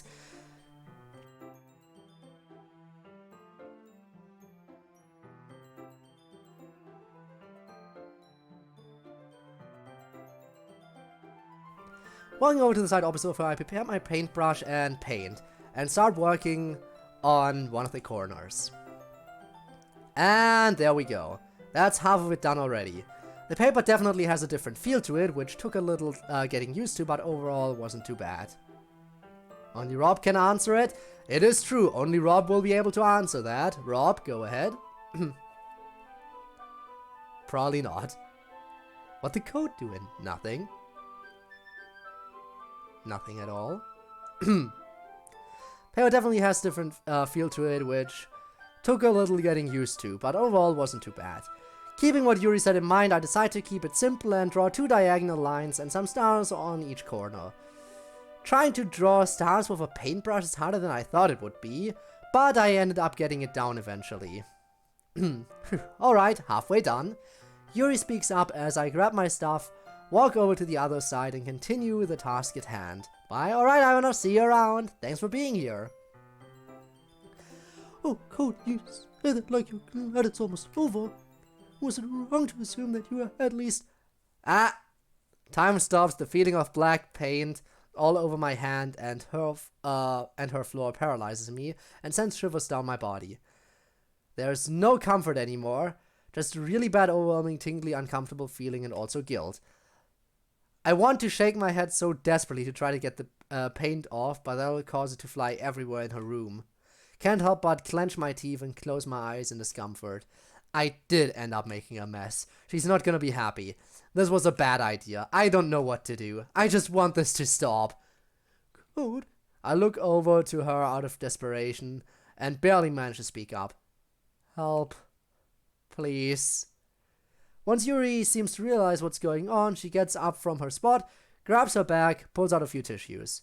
She rushes over to me, takes my paint-covered hand in hers with the tissues, brings me up from the ground with my compliance, and takes me somewhat by force to her bathroom. Once inside, she doesn't even bother closing the door. Fancy bathroom, okay. Instead, she turns on the faucet, which is set to hot water, removes the tissues from my hand, and brings it under the water. Watching the paint being washed away and the feeling of hot water is a little satisfying and makes me feel a little more at ease. But Yuri takes both of her hands and begins gently scrubbing mine, trying to get all the paint off. She even goes as far as to apply soap to mine and hers. Her sudden actions have taken me by shock. This feels different. This feels just like when her hand was in mine 2 days ago, but this feels more pleasant. A helping hand. Hands, I dare say. She looks over to me with a reassuring smile, at least I think it is, and gives me a towel to dry off. He said No! Stop! Stop using that word. I hate that word. While my hands may be feeling better and the bad tingling sensations have mostly gone away, I still feel guilty about getting paint on the floor. There we go, are you feeling any better now? I can't bring myself to answer that. All that's on my mind is the mess I made and also continuously scrubbing my already dry hands. I look towards the ground out of inferiority. I'm sorry about all this. I didn't mean to make your room a mess. Her smile is replaced with a concerned look as she places one hand on my shoulder and looks at me. Code, please try not to worry about that. I'm not upset at all. We can clean it up together if that would make you feel better. Well, the thought of that does make me feel a bit better, knowing I'd be doing my part to atone for my mishap. Okay, I would like that. Her smile makes a return. Then it's settled. Let's take care of this. Towel in both mine and her hand, we make our way back to her bedroom. After our attempt to clean up the paint on her floor, we each resume our respective painting. Cleaning up wasn't so bad. I feel really lucky that her floor wasn't stained as a result. I would have felt really bad if that had happened. Only after drawing 2 diagonal lines on the banner, I can't help but look over to see what Yuri's painting. The Literature Club. Isn't it kind of basic? I hope she has something else in mind. Oh well. After deciding to get back to work, it doesn't take long for something else to come to mind yet again. Hey, thanks for your help earlier. I'm feeling better, by the way. She looks over to me and smiles, for I've lost track of how many times today. It's no problem. Besides, you said it best. It feels nice to help a friend out, so it only felt right. Heiko, what? What is it? Can't help but smile how cute she's being. Oh, you. There's an accomplishing feeling to it that I really enjoy. It makes me feel important. I can say the same. What would you say if I gift you Primos? Are we free to play anymore? The question is, to gift someone Primos, don't you need to have their login data? I think you have to have their login data, right? Or do you not? Do you only need the UID? I don't know how it works, but please don't. The entire point of what I'm doing is that I'm staying free to play. Although technically you can't precisely gift me Primos, you can only gift me that other currency. So as long as I don't convert it into Primos, I don't have to be worried that I accidentally end up using it. Haha. I can say the same. A certain someone told me recently to trust my instincts on whether something feels right or wrong, so I guess that played hand in hand with a little bit ago. Well, it will be free to play for him because he didn't pay anything. Technically. I mean, he says otherwise. That can't be a coincidence that she said that. Also, we're both able to work and talk at the same time. How we're both able to work and talk at the same time is beyond me. Huh, well, I don't know what I would have done without you. How funny would it have been if it was super glue instead that and I was stuck here forever or something. Can't help but laugh to myself over my own stupid humor, but Yuri isn't laughing. She's giving me that weird look from when I was holding her knife earlier, but it goes away after a while. You're so weird, Code. Of course I'm the weird one, why wouldn't I be? And gift users the other Primos with only the UID. And in the Genshin community, getting them gifted from someone else does count as losing free to play. But what if I never end up using them? What if I do not use them? Like, I can get them gifted, but that doesn't mean I use them. So technically, I am still free to play, just like...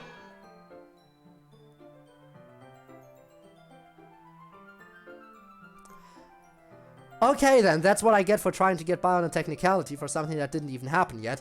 Also, excuse me for a second.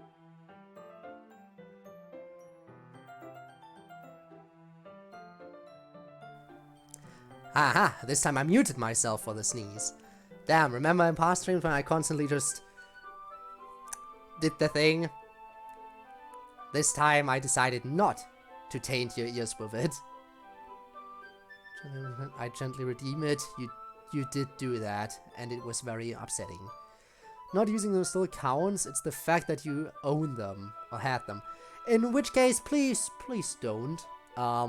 Please don't give that stuff to me. I would like to keep my free-to-play going. It is the whole, like, thing that the AR60 free-to-play, I would like to keep that. Anyway, apparently I'm weird. I confidently nod at her. That's me! She giggles once again, and we both resume putting the finishing touches on the banner. Ah, that ought to do it.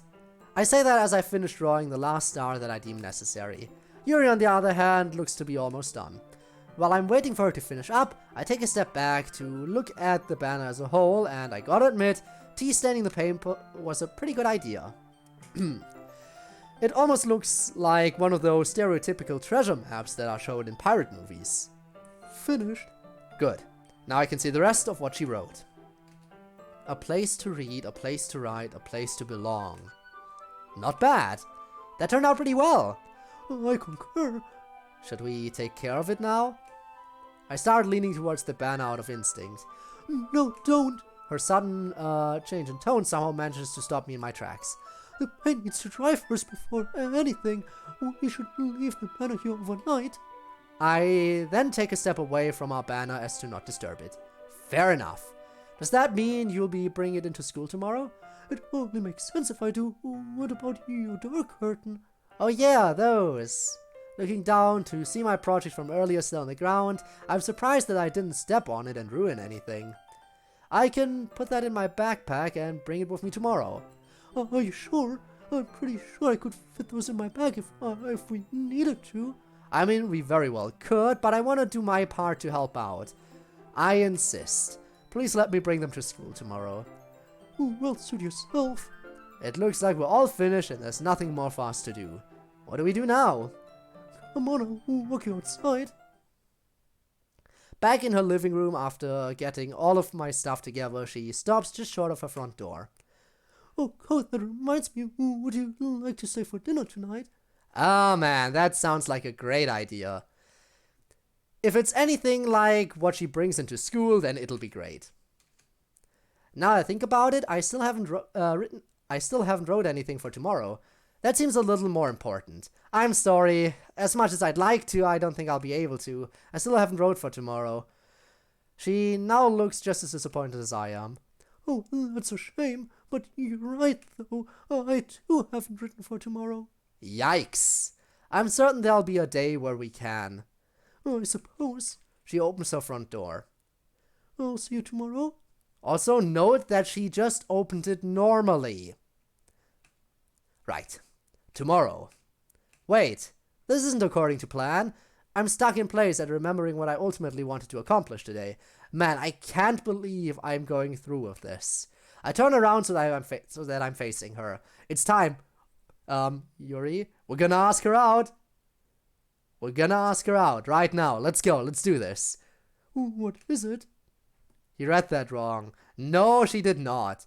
I think I can feel my heart beating a little faster. Could you please walk home with me? It's really important. She stands there for a bit, lost in thought for Lord knows how long. Is it really that important? All I can do is nod at her. My emotions slowly starting to go rampage leaves me unable to speak. Well, I suppose I can spend a little more time with you today. I'll trust your judgment. You're illiterate. I know I am. That's why I read visual novels, because I cannot read, as you can clearly see. You clearly can see that I can't read a single word here. I can't tell whether she's teasing me or not, but that's not what matters right now. She steps outside her house she steps outside her house with her following me. I step outside her house with her following me. Bah. I can't. It's happening. Now I really can't read. Chad is gaslighting me into being illiterate. Stop gaslighting me. I am perfectly literate. I can read. I can do this. Come on. Yeah, you can relate at least. Okay. Just calm down. You can't gaslight me. I am perfectly capable of reading this. I step outside her house with her following me. Lead the way, please. Nodding once again as my feelings are consistently inconsistent, we begin the journey to my house. 15 minutes later.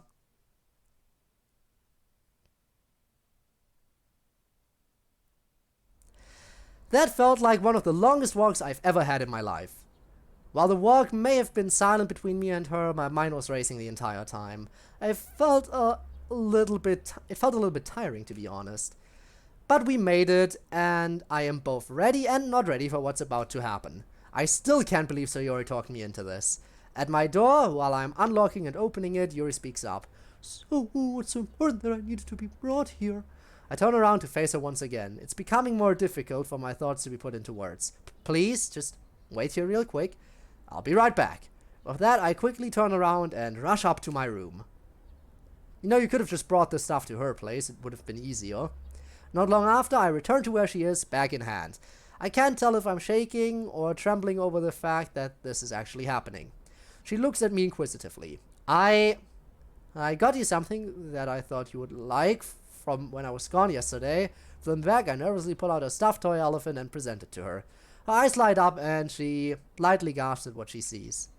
Gently taking it from me, she stares at it for a second and uses her right thumb to feel its texture. A genuine smile shows up as she closes her eyes and holds it close to her chest and neck. I can't help but smile at how happy she is now. Okay, good. We're making progress. Thank you, Coda. I love it. I can't move as I feel stuck in this dreamlike stance. All I can do is nervously laugh at her. I thought you would like it. I remember you said you really liked elephants, so... How do I ask her the big question, though? You're very thoughtful, Code. He takes a step closer to me, grabs a hold of my hand and briefly grasps it. I really like that about you. Oh, this is just like in the base game. But Sayori isn't gonna interrupt this time, is she? I think she's not gonna interrupt. Time stops. My heartbeat increases. Life feels surreal. All these feelings I had back when I went to the lake by myself, I think they're starting to make more sense. It's all starting to come to me now. Yuri, there's so much I like about you. She seems slightly taken aback as our fingers mesh into perfect harmony and my eyes meet hers. I'm really happy with how close me and you have become ever since we first met. What I said 2 days ago about you being the most wonderful and beautiful person I've ever met, it still holds true to this day. I just feel honored to know a girl like you. She doesn't seem to react. My grip on her slowly becomes tighter. I can't stop now. I really like being around you, talking to you, everything that we do in the club. It all makes me really happy, and I don't want it to stop here, so I take a second to try my hardest to think of what I want to say. I was wondering if I could be not only your date to the festival, but if I could be your princess? She stays silent for a while, but ends up laughing to herself. But why? Code, I thought I was the girl here. Takes a while for me to realize what exactly I said. Both of us laugh over my mishap for a bit. Until Yuri snorts out of laughter and covers her face with both her hands. Oh, I thought I was the girl. Wait, I mean... No, we are the girl in this relationship now. Another laughing fit ensues. Catching our breath takes a while, but when we're calmed down, both of us But when we're calmed down, both us and time stop yet again. Yuri walks up to me, wraps her arms around me, and speaks gently in my ear. I do. Ah! Look at them! All I can do is tightly hug her back and bury my head in her shoulder in response to her voice ringing through my whole body. A familiar yet welcoming lavender scent makes itself known upon embrace. I want to see a kiss now. Come on. We have to get the kissing scene. When is it? Probably during... You know what? Let's do it during the festival date. That makes the most sense. Being in the arms of a princess feels absolutely surreal. Can't help but feel a spike of excitement over realizing how everything turned out. This is the best feeling in the world. Just knowing that she's mine and I'm hers now makes me never want this moment to end. Life can only look up from here. I get it, Yuri. Ha!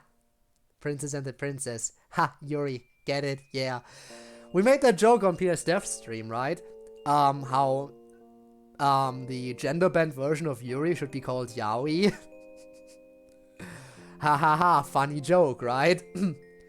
I start gripping her back a little harder and breathing more slowly, as if to stay in this moment forever. Yes, and I hated it.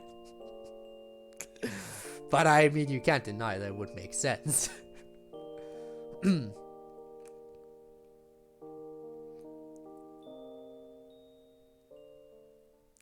Our embrace comes to an end as we both look at each other and I take a hold of her hand, this time still blushing.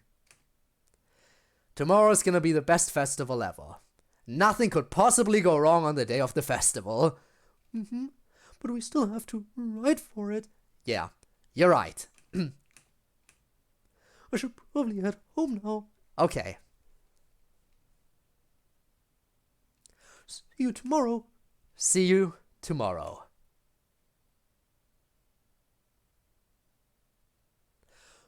Go already. You first. I want to watch you until you're safely inside, okay? My blush increases. Okay then. Walking over to my door, I stop myself after opening it slightly. Take a deep breath and turn around to face Yuri. Yes, nothing can gently... Stop using that word! I hate that word so much! Thanks again for having me, Yuri. I turn around, enter, and close the door all in less than a second. You know, what if I, for future streams, just put the word gentle into the auto mod? Like, I have a list of like Streamlabs automatic. Like, Streamlabs has a blacklist for words. I could put gentle in there, and it could time you out for that, for using that word. If someone shows up who doesn't know that that is a bad word, and they just use it normally in a sentence and end up getting timed out for it, they're gonna be so confused. They would be so very confused. Thank you, my darling. And that was chapter 6. No, later that night. We're still on chapter 6. Okay. It continues. We're definitely gonna get into chapter 7, though, I feel like. Jeez. My head hurts a lot after all that writing, but I finally got my poem for tomorrow done. I have a feeling that everyone will like it, especially Yuri. At one point in time, she had texted me, telling me thanks for everything about today, to which I replied basically the same thing. Laying my head down on my desk now, I relax for a bit and think about everything that happened today. The idea of writing to my parents to let them know what's been going on comes to mind, but that doesn't really sound that bad. Maybe I'll get around to that before bed. What? Huh? Oh, just my phone again. Quickly grabbing and flipping open my phone, just a text from Monica? What could she want? Hey, Code, I'm almost done making the pamphlets for the festival tomorrow. Could you send me the final draft of your poem for tomorrow so I can finish my job? Monica's making me really confused. Better text her back, I guess. Wait, so you want me to text you my entire poem? Send. While I'm waiting for a response, I pull out a piece of paper. But the moment I put my pencil on the Huh? No matter how you do it, there's always a way around everything. It's true. That is sadly true. Oh, that was fast. Yeah, that'd be great. Oh boy, here goes nothing. 3 minutes later, it's all sent over, and my hands are tired. Flip phones are so weird when it comes to texting. I ended up having to send her X different messages due to the 160 character limit. After a while, she ends up texting me back. Great, thanks again. Just so you know, I got to read Yuri's already and I like where things are going. Winky face. Oh boy, does she know already? Probably not, but eventually she will. Nah, she knows. Monica always knows. You know she knows everything. Well, technically you don't know, but we know she knows everything. Disregarding my phone for now and grabbing my pencil, there's more important matters at hand. Can't wait to tell my parents about my new girlfriend. Girlfriend. That word just sounds and feels so much more pleasant now, knowing who I'm associating it with. Can't help but put on a dumb smile as I begin writing to my parents. Monica is in Yuri's head, technically, so yeah. She's in everyone's head. She is the game. Well, she isn't exactly the game, but she knows everything going on. She is the... she is the admin, basically. So yeah. Dear Mom and Dad. Ooh, and here we go, cutting again. To a black screen, music kicking in, and... Chapter 7, right? Chapter 7, the festival. Probably won't finish this chapter, but we should be able to get pretty far through it. Monday, October 11th, 7 a.m.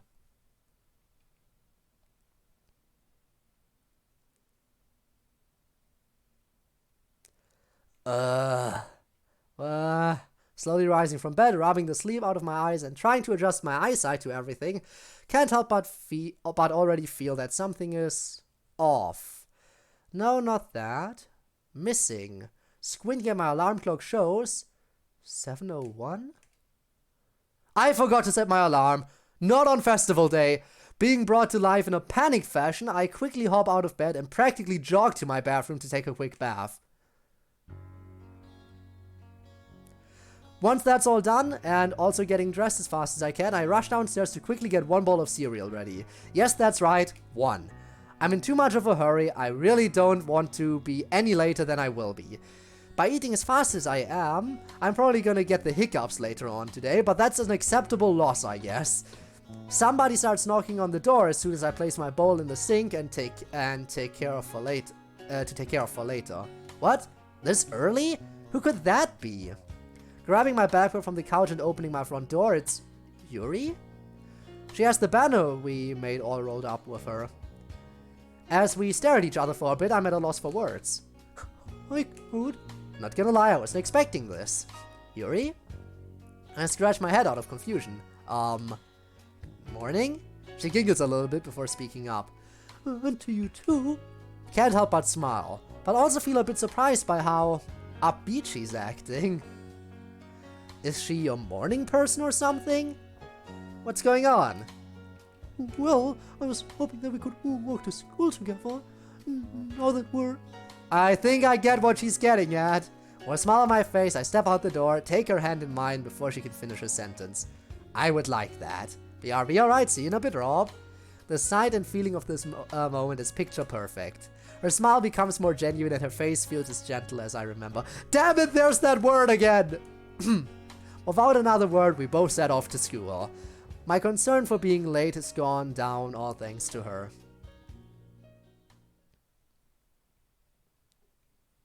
Yes. No. It's as nice out as I would like for it to be.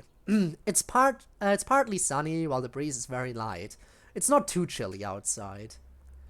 Today is gonna be a very interesting day. Also no dream sequence this time. You can't escape it. I know I can't. Eyes, our brains, our hearts. Damn it. Why?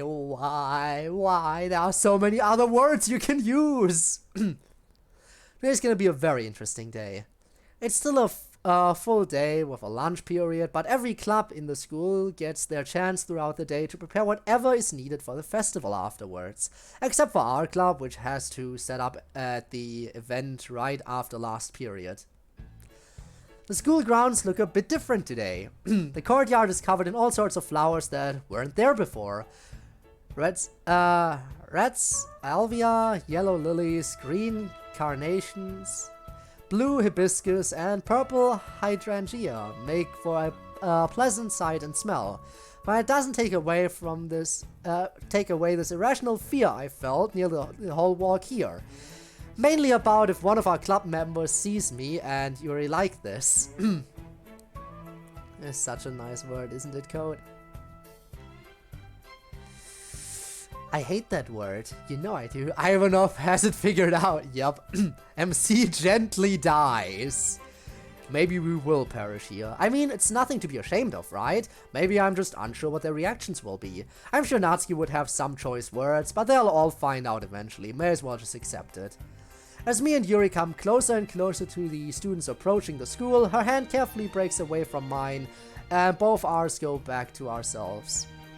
It's like she read my mind or something.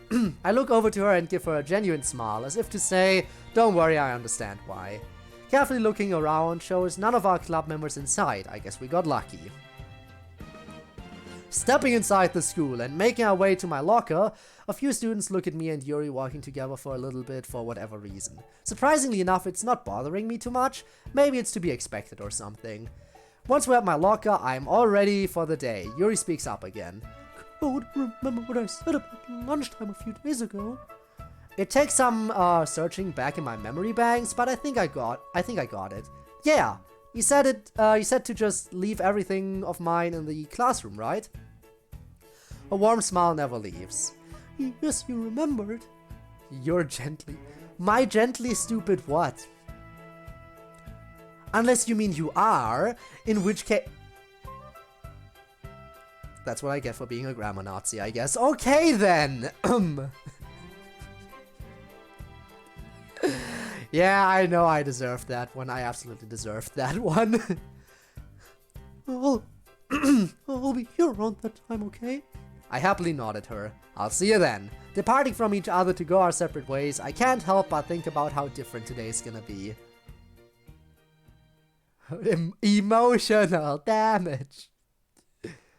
Alright, it's 3 p.m. now. School day over. And I was most definitely right. There was a weird anticipation, excitement, whatever the word is, for today going on in my head that made focusing on classes borderline impossible. I know you get annoyed. So you are aware. Luckily the teachers were pretty chill today and barely any assignments were handed out. But you know what gets me even more annoyed than people using the wrong your? Because the wrong your I can understand. Both alternatives are valid in certain contexts. But one thing that is not valid in any context is could off. That is really frustrating whenever I see that. My favorite streamer, he's gentle with his amazingly gentle content. His gentle personality is very, very gentle. And that's what I gently like about him. Keep going gently. No, I will not. I have a difference between you and you. I just want to annoy you. You're doing a great job. Luckily, the teachers were pretty chill today and barely any assignments were handed out. Lunchtime with Yuri today was a success. She kept things really simple with a PB&J and apples for us. It's probably because there will be food stands for us when we get to enjoy the festival together. I won't say it. Yeah, you better not. As I'm leaving my math class and making my way towards the club room, the excitement about today has become more intense. It's like it's running through my entire body or something.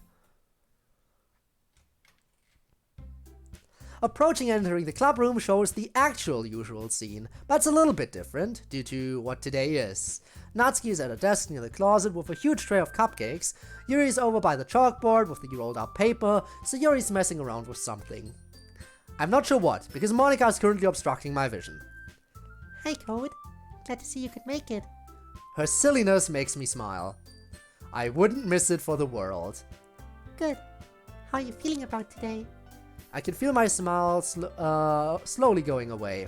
Not gonna lie, I'm a bit nervous about how everything's gonna turn out. Hey, don't worry about it, bud. Everything's gonna be just fine. Don't forget, we'll all be here in case something happens. Didn't Yuri say something like that yesterday? Yesterday? Oh hey, how did visiting Sayori's place go yesterday? Monika's expression immediately changes to one of unamusement. Okay then. Castro could have been defeated. Well, off to hang myself. Oh dear lord, I'm never going to that girl's house again. What? I thought Sayori was supposed to be the cool cat around here. Oops, maybe I shouldn't have said that out loud. Looking around for a little bit shows nobody noticed, much to my relief. Not when she eats all my snacks that I brought for myself. That girl's stomach is endless, I swear. That's not very nice. And she goes dancing around her house when we were watching the opera and almost broke my printer. Like, for real. Who dances to an opera? Heh, that sounds exactly like something Sayori would do. Now I think about it, I don't think I really saw what she's doing. Taking a moment to direct my vision towards her, she's... Hey Monika, what's she doing? Monika looks over to what Sayori's doing as well. She's... No Code, don't. Oh, I won't be gentle about it, trust me. She's just putting the pamphlets down on, for our guest to read today. Neat, I think I'll go take a look at one real quick. Not even taking 2 steps away from Monika, and she manages to grab onto my arm to stop me in place. Just know that you'd spoil yourself with everyone's poems for today if you were to check them out. Now that she mentions that, I think I'd rather those be a surprise for me. That's when I gave her a nod out of acknowledgement. Alright, thanks for telling me. A smile makes a return. No problem. She's now giving me that one, whatever it's supposed to be look. I'm sure a certain someone here could really use your help right about now. Oh, I bet she's talking about... Checking out the chalkboard once again, I can only guess that Yuri is lost in thought over something. The thought of getting to help her out with decorating the room is pretty exciting. Could have been something wrong. This is wrong.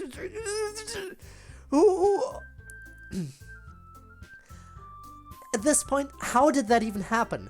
Like, how did cut off become such a common thing? Why is that something that I see all the time? I think at this point, it's because people see it so much that they think it's actually a correct way of spelling it. I think some people just see other people use it and are like, oh, that's how you're supposed to spell it. And that's how it keeps spreading. It's horrible. It's so bad. And I am unreasonably upset about it. There's no reason for me to be this upset over such a little misspelling. But, oh, do I hate it. The thought of getting to help her out with decorating the room is pretty exciting, though. Right, I'll see you around. Without even acknowledging what kind of face Monika is giving me, I walk over to Yuri to see what she's up to.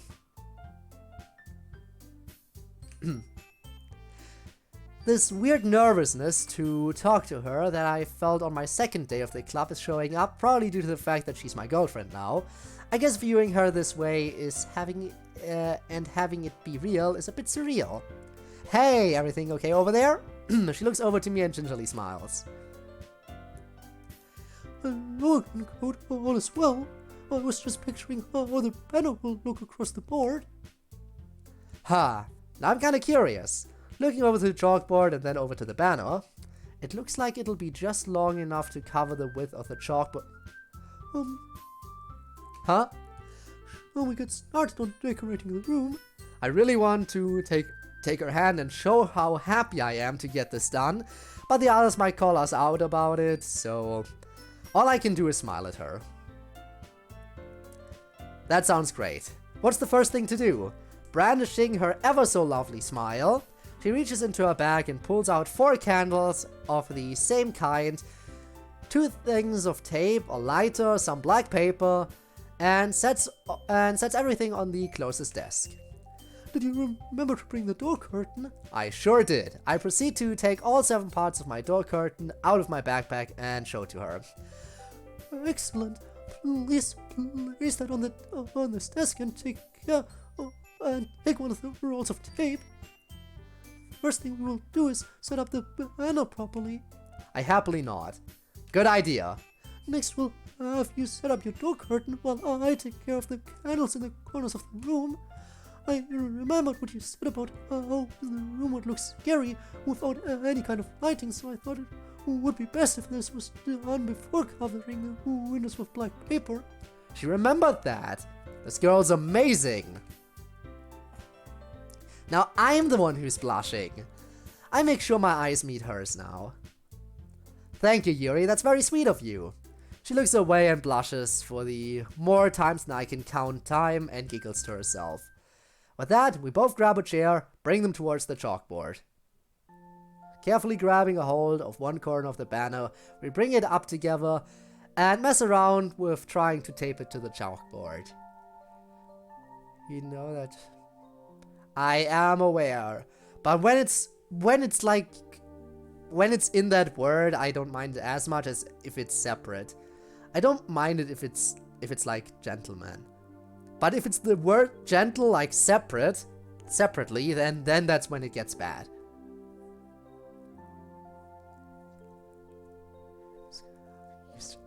Yeah, my brain is gonna implode after this stream. The paper's texture throws me off a little bit, but it's nothing I can't get used to. At least the tape still sticks to it. As soon as I make sure my upper half is all secure and not going anywhere, I decide to look beside me since I'm higher up so I can get a good view of what's going on. Natsuki is preparing the cupcakes at one of the desks. Sayori is making sure everything looks right. Monica is supervising everything. Can't help but quietly laugh to myself for thinking that the club president and me are overlooking everything as if she's unknowingly sharing her power or something. It's funny how Code didn't notice how the last message I wrote had an error in it. You can see Code's brain cells melting away when we use you're wrong, use could off, use gently.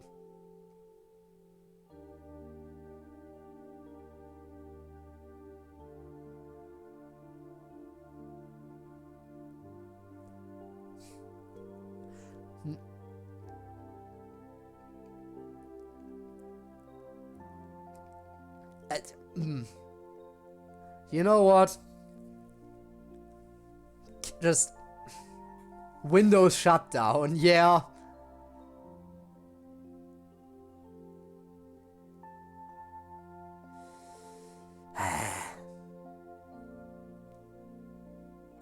Again, I'ma just go commit self-delete after I'm done here. Code all finished up? Oh, that was Yuri. Code all finished up? What? Yuri breaking my trance snaps me back to reality and also makes me lose my balance.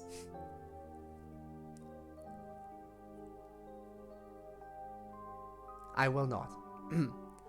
Extending both my arms forward to try regaining my balance barely does anything, as I can feel myself falling backwards. Closing my eyes and feeling the embarrassment of everything already hit me, something firm takes a hold of my back and prevents me from falling any further. Embarrassment inside me is replaced by confusion, and then my fight or flight response kicks in as I manage to grab a hold of the edge of the chalkboard to bring myself upright. Taking a deep breath and looking around shows Yuri by my side. Was it her that did that? Stepping down from the chair, I look at her with a somewhat guilty look. Sorry, I wasn't paying attention. Rune, what's up? How are you? How am I? I am doing fantastic. Hope you're doing well too. Ooh, right. It's Saturday. Technically for me it's already Sunday. I still need to share my weekly poem. I almost forgot about that. You being here actually reminded me of that. I will have to look for one of my poems to share. Ah, yes. But hi, I am doing well. I hope so are you. I hope you're doing well too. Lost his mind with it. Yeah, I did lose my mind a little bit. That is true. The word gentle is constantly triggering PTSD, and now chat is spamming it to try to get me through that.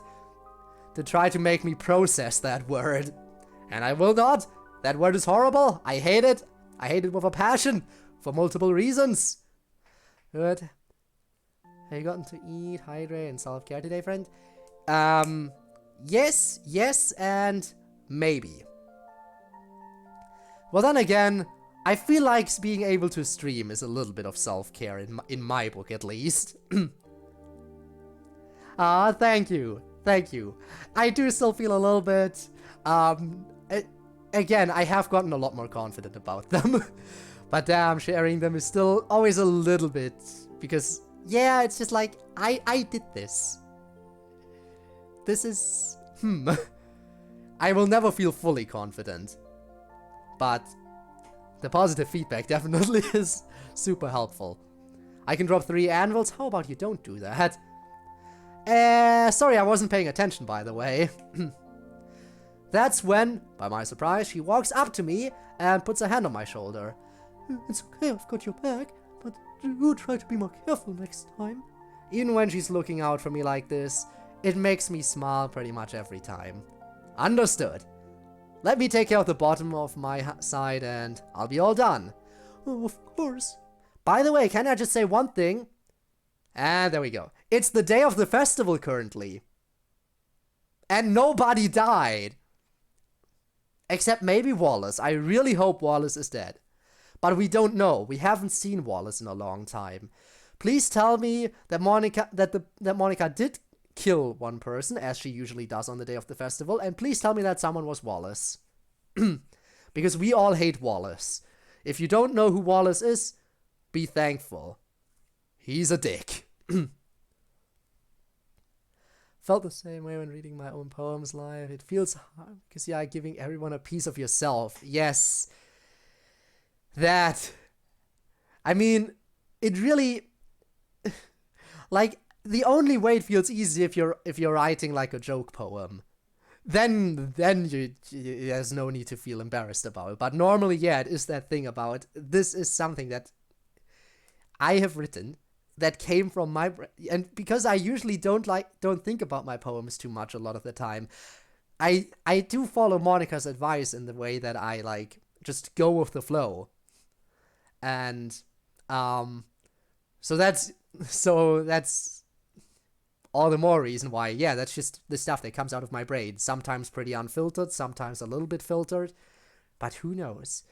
The only times it doesn't come straight from my brain, from the heart, is, of course, when I get a topic suggested to write about. My boy Wallace is a good guy. I don't know a single molecule about him. Dude, if you knew Wallace, you would not be saying that. So right, and it always comes out really freaking sad. Honestly, that is a thing for a lot of my poems too. Like, it's either sad or in some other way carries some negative thing. Like, take the poem I shared last week, which was one of the more experimental ones. Also not exactly a positive message behind it. It's also about the thing of just, like, constantly trying to, like, not being sure what you want out of life, constantly trying to get something and leaving other stuff behind, and that constant back and forth that is really self-destructive. Because every time you get into that back and forth, you're sabotaging yourself more and more. Like, it's very rare that I write something positive, but I do try sometimes to get that done. Gender assuming is my weakness. Oh, don't worry, Wallace is So, yeah, but he's not talking about this Wallace. Yeah, better not talk about this Wallace. This Wallace, again, massive douche. People who don't know Wallace, people who know Wallace, yup. And there we go. Ooh, that looks really nice. After taping the last piece of black paper on the wall, the room has an interesting atmosphere to it. One that's not as intimidating as I thought it would be yesterday. After me and Yuri had finished with the banner, she prepared the candles all around the room and I took the liberty of setting up my door curtain. Afterwards, we taped black paper to all the windows in the room that didn't have curtains.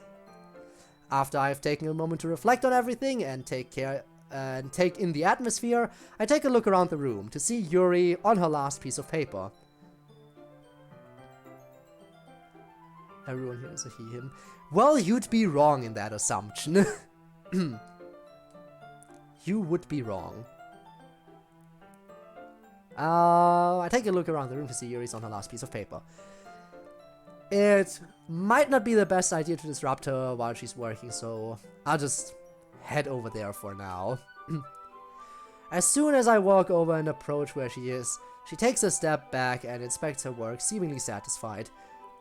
That's why I usually, when I refer to people, I always play it safe by using they, them.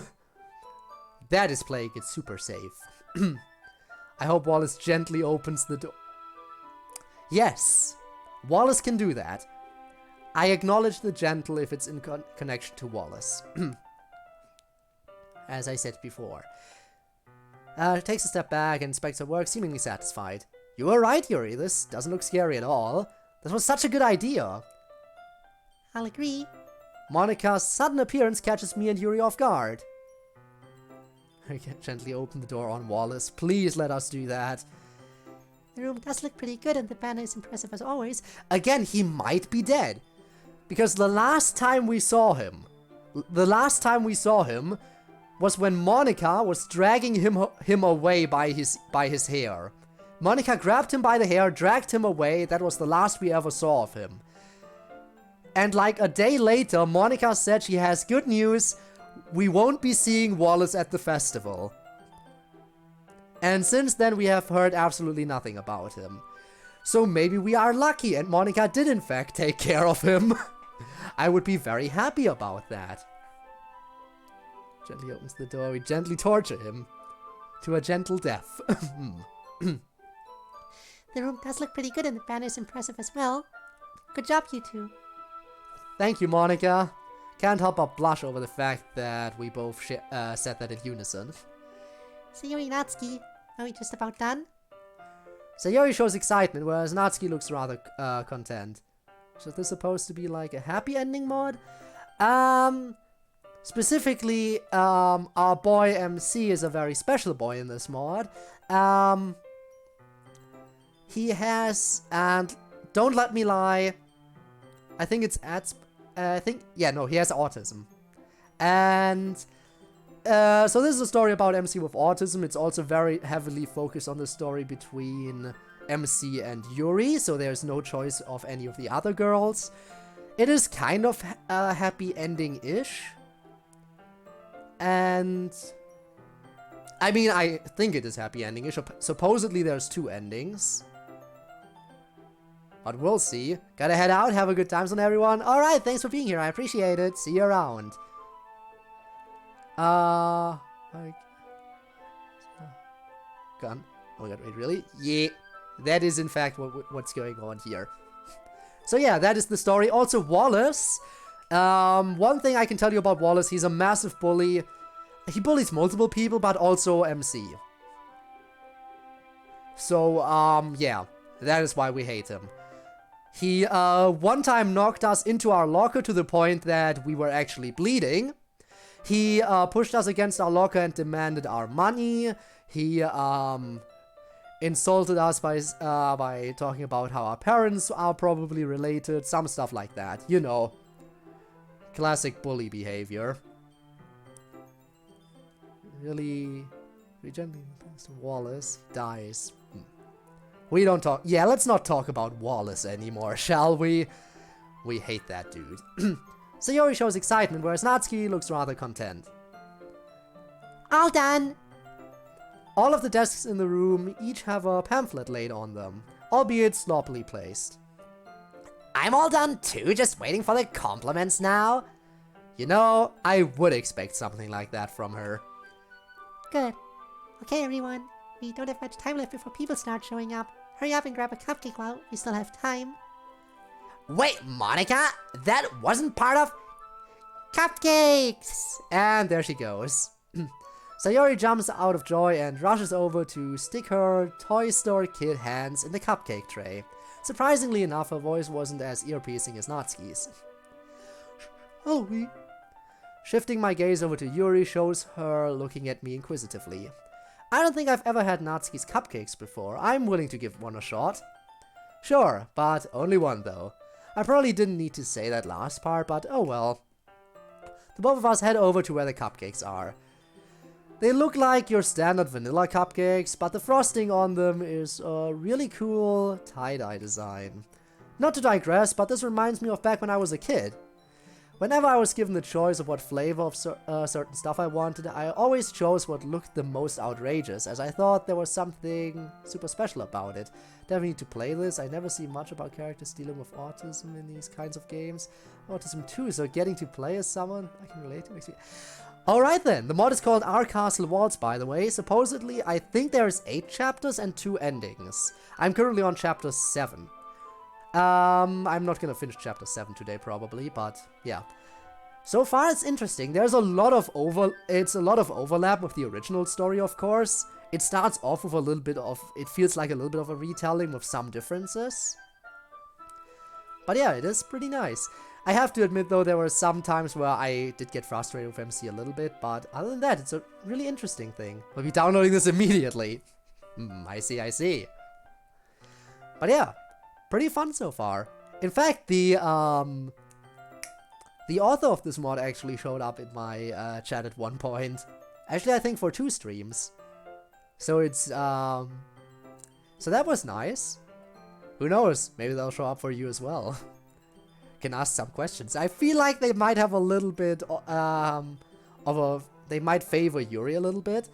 Considering that, you know, I mean, I guess Yuri makes sense as the main character to focus on when it comes to relationship. I feel like she would be the most understanding of MC, which this mod clearly shows, but I feel like it might also be that, you know, there might be a little bit of favoritism involved, but I can't say I would blame them.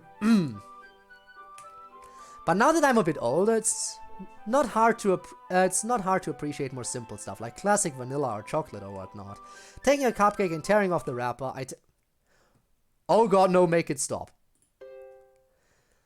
I take a big bite and it doesn't taste... Oh god, no, make it stop. What just happened? My eyelids immediately bolt upwards. While the cupcake itself feels and tastes fine, the frosting's texture is absolutely awful. Way too grainy, as if she used normal sugar instead of confectioner's sugar. Feels like every particle is an assault on my tongue. Just like yesterday with the paint, everything feels uncomfortable and I don't care, I don't dare chew anymore. I could run over to the nearest garbage and spit it out, but that would probably make Natsuki upset and I wouldn't hear the end of it from her. Oh, is everything okay? I got it. I quickly cover my hand over my mouth before speaking. I have to use the bathroom. Thank goodness I'm right next to the door. Rushing out of the club and into the hallway, I try my absolute best to look and act normal in front of the mass of students in the hallway while I make my way over to the closest restroom. Okay, that's finally done. Thank goodness that's over. That wasn't nearly as bad as what happened yesterday, as I was able to take care of this all by myself, but still I didn't expect that to happen today. I left the restroom a while ago, as I'm now outside the club room, sitting against the wall of the hallway, taking a breather. This moment of peace is something I need to calm myself down before we all perform in front of everyone. Imagine Natsuki's behind him. Oh no. Omae wa mou shinderu. Yeah, we would absolutely die here, watching him pour the cupcake out. We would be so dead. After a few moments outside, the sound of the clubroom door opening overpowers the sound of the students. Instinctively turning my head towards where the sound is coming from shows Yuri looking over to me with a concerned look. Nani? Imagine neck-broken Natsuki was behind. Oh yeah, true.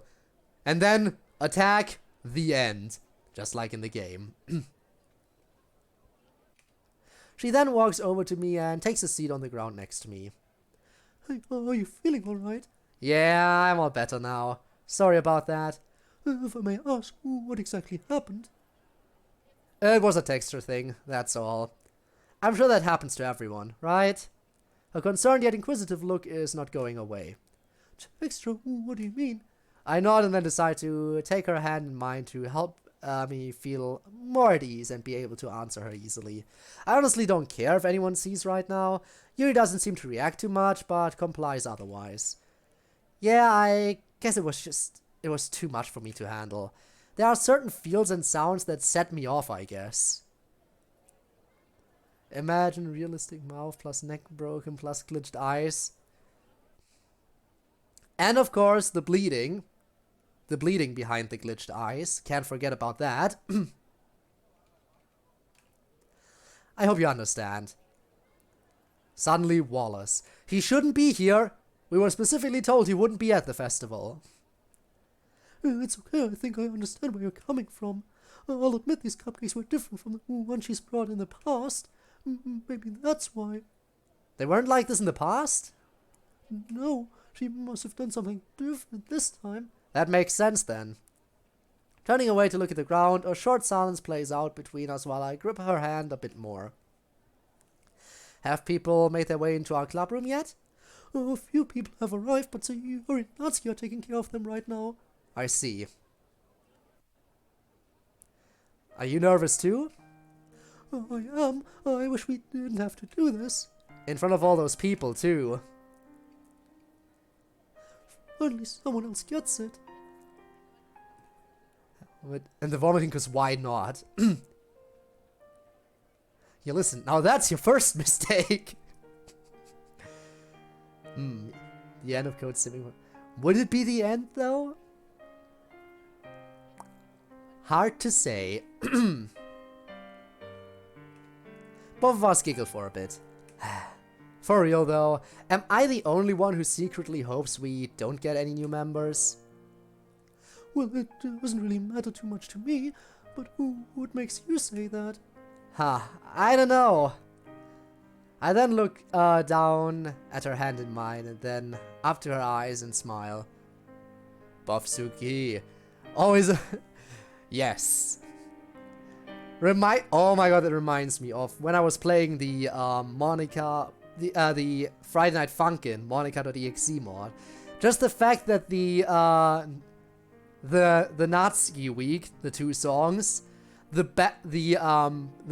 preview banner for it was just a bunch of Buffsukis all lined up, ready to beat the shit out of me.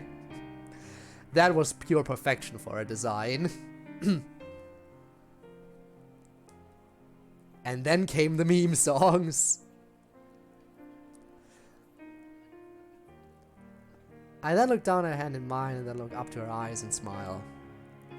I guess I just like things the way they are right now. But I guess I wouldn't like the feel of the club if more people were to join.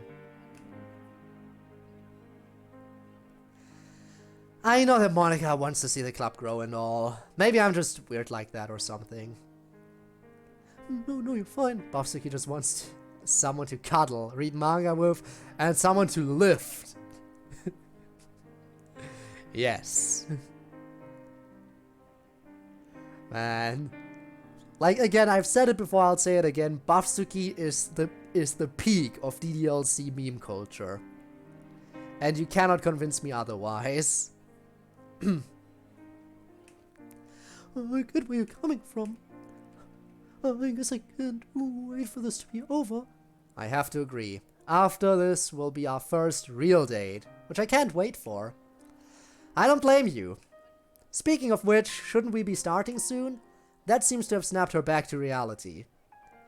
You're probably right. I bet Monica's wondering where we are now. Yeah, probably. Okay, but Code, listen. Too small. Yeah, what about that? What about that song? We both managed to get up at the same time by giving each other a hand, and ironically enough, that's when our hands returned to each other. But it's okay. Everything's gonna be okay. Come on. Let's face this together. She smiles warmly at me and follows me back into the club room. Alright, let's see what happens in here. Back inside the club room shows that we managed to get quite the crowd. The atmosphere of the room, looking different, catches me by surprise at first, but it doesn't take long for me to get re-used to it. The chat of all the people in the room... What? Nah.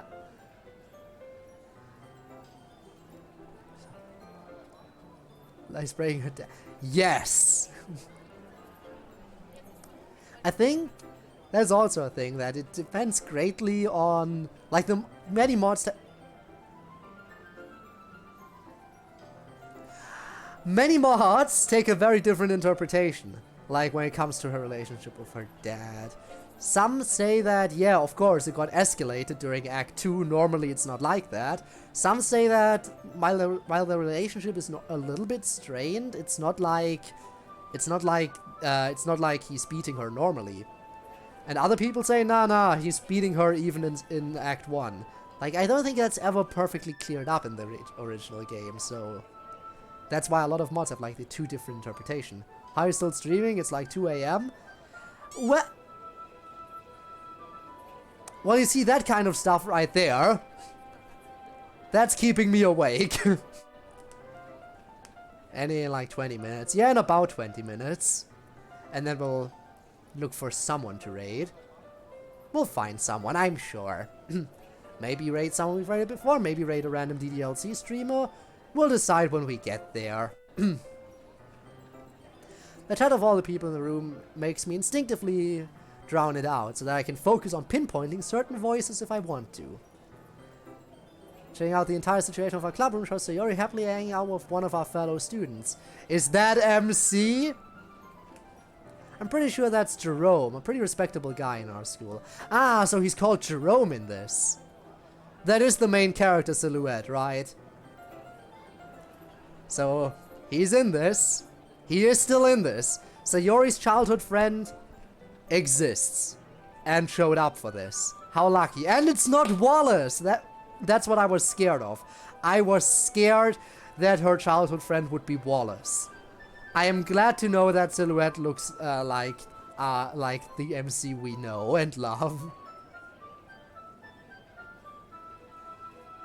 Someone to raid if you want. We'll see, we'll see.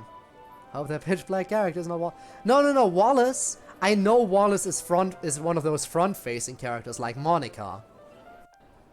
So it can't be him, because I can tell that that this character is turned to the side. So it's not Wallace. We're good. We're fine. The reason why I was scared that her childhood friend would be Wallace is because the Wallace sprites are actually an older version of like some older MC sprites. I like the newer MC sprites, which these ones are, but yeah. The character Wallace is using some older MC sprites, which is why I was scared that Sayori's childhood friend would be Wallace. But we're good, it's not him. Jerome, a pretty respectable guy in our school. He's African American apparently. He has black dreadlocks and is rather, how do I say, big boned and taller than most students.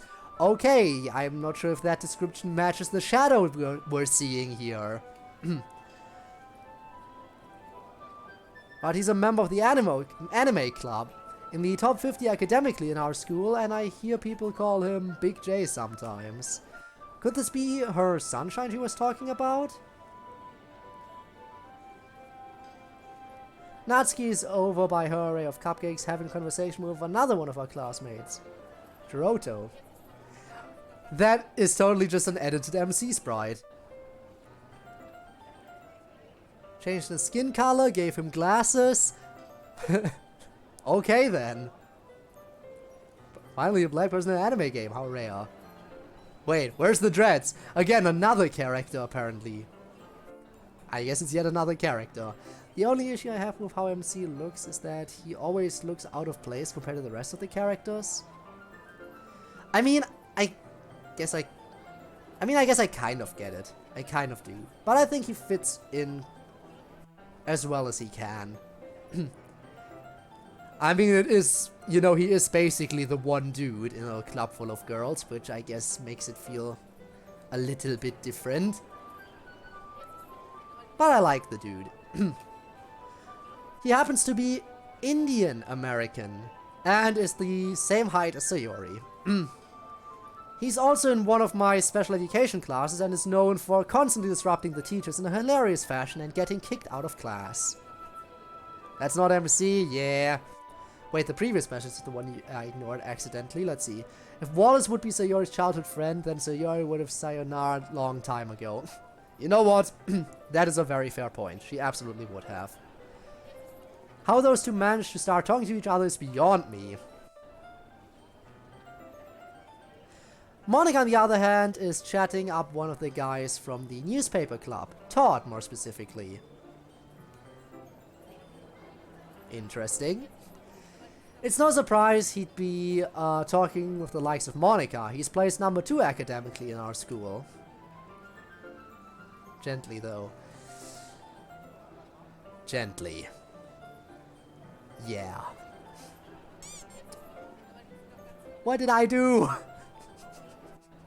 What did I do? I didn't do anything.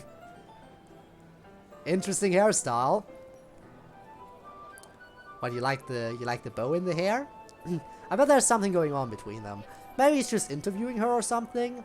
After a little bit, she seems to quickly glance at me as if she noticed I'm back, says her goodbyes to Todd, and proceeds to walk over to me. Okay, but why does he have a bow like Monica?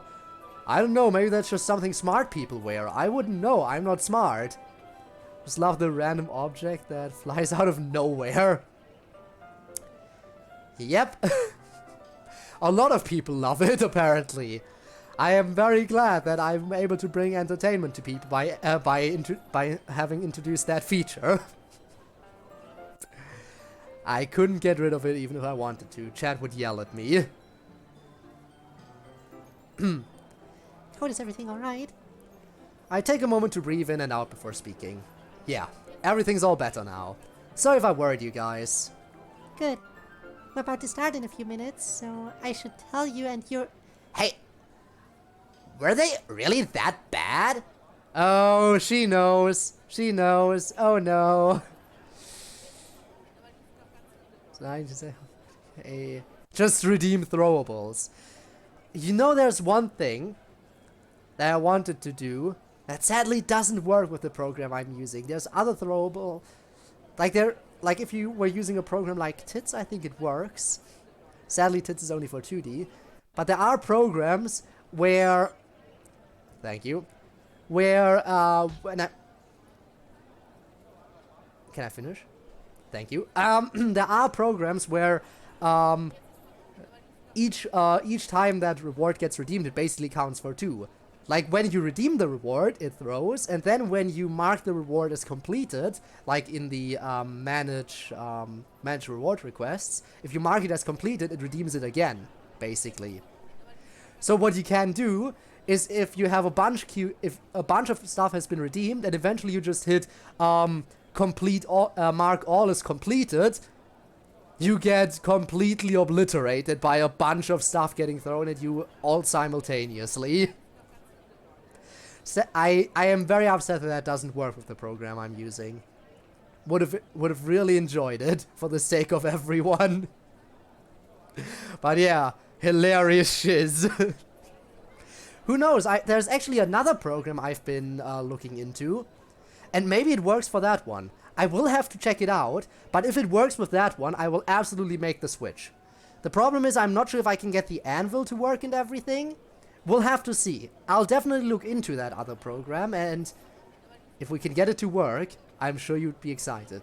The question is, if the basically all throwables at once thing works, but the anvil doesn't work, would you be willing to give up the anvil for the for the queued up rewards? Or would you prefer to keep the anvil? We'll have to see. We'll have to see. Either way, I will definitely have to try out that other program. Those people who just said, haha, he said it. Yeah, I am talking about the Twitch integrated throwing system. Indeed. But yes, I need it. Anvil Supremacy, Anvil. We must keep Anvil. Maybe I can get the Anvil to work in the other program too. Again, I haven't tested it yet. I have to test it first to see what is even possible in it.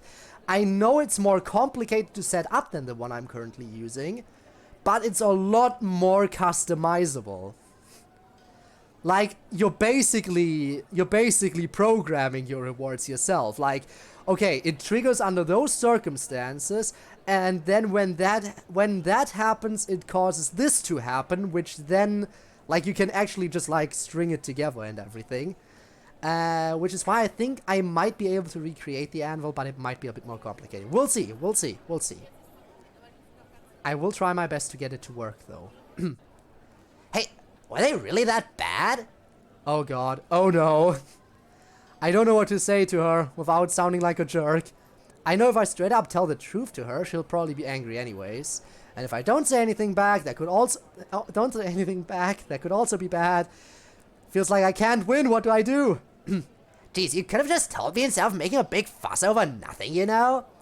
As I'm left with my mouth sealed, but mind racing, Curie takes a step towards Natsuki. Natsuki's not something as simple as that. Oh my, anvil, when the anvil falls, had I disappear for 5 minutes. I just become a ghost. I mean, hang on, that might... What if that's doable? Oh my god, what if that's doable? What if I can ghostify myself? Honestly, with how customizable that program looked, it might be possible. After the stream is done, probably not right after because I need to eat something and, you know, it's pretty late. But tomorrow I will definitely download that program and... Ow. And check exactly what is possible with it.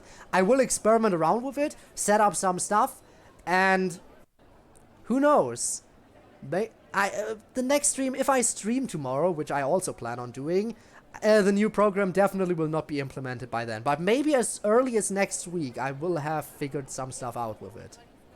We'll see. No promises yet, though. Natsuki's not something as simple as that. No, wait, better idea? What would that be?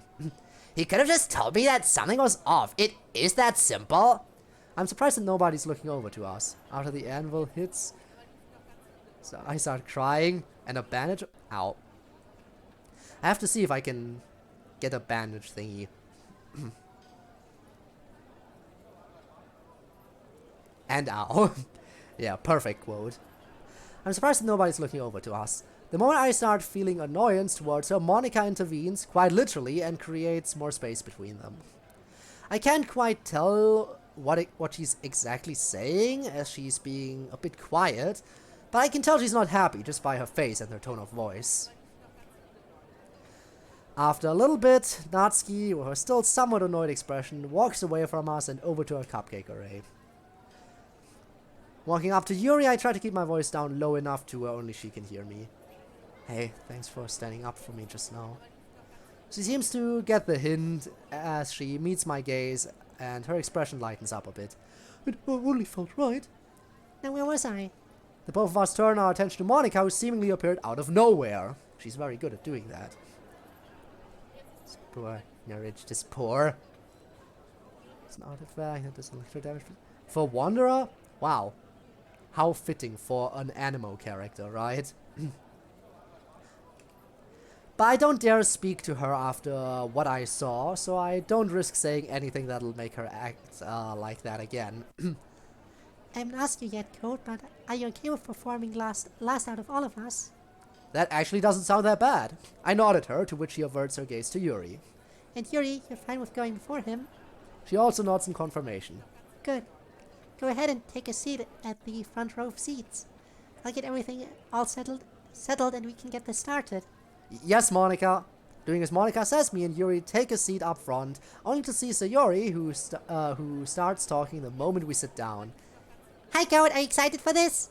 I try to respond with the same level of enthusiasm as her, but you could tell it sounds forced. Yeah, I suppose. I'll be excited when it's all over. Oh, cheer up, you. Everything will be just fine. I mean, I'm still alive today, which is a rare event. For your sake, I hope so. Looking over to Yuri for a split second, shows a face of what I can only guess is apprehensiveness. I wonder if she also is grateful that she's one of the last to go, so that she can get a feel of how everything can go. I don't know, maybe that's just me. I mean, she was in this club last year and everything. The nervousness inside me builds more and more as Monica walks up to the podium and clears her throat. Okay, everyone. Her voice is loud yet controlled. It's enough to grab the attention of everyone in the room, to which they subsequently quiet down until the volume of the room is reduced to the faint murmur of voices. Hello and welcome to the second annual Literature Club Festival event. It means so much to us that you take the time to check out what we have in store for you all today. The pamphlets in front of you should give you an idea of what's about to go down. Okay, how do I voice this dude? Probably not all that relevant, because he probably only has like this line, maybe 2 more lines, who knows. Hey lady, what's going on? You know what I'm saying? Like that. Yeah, pretty typical of him. Annoying enough? I don't know how he has the nerve to speak like that. While some people in the crowd behind us snicker a bit, Monica seems to be unfazed by such an outburst, and proceeds to charismatically point at him. I'm glad you asked. I'm Monica, by the way, and I'm the club president. The rest of the club and I will be having our very own poetry performance.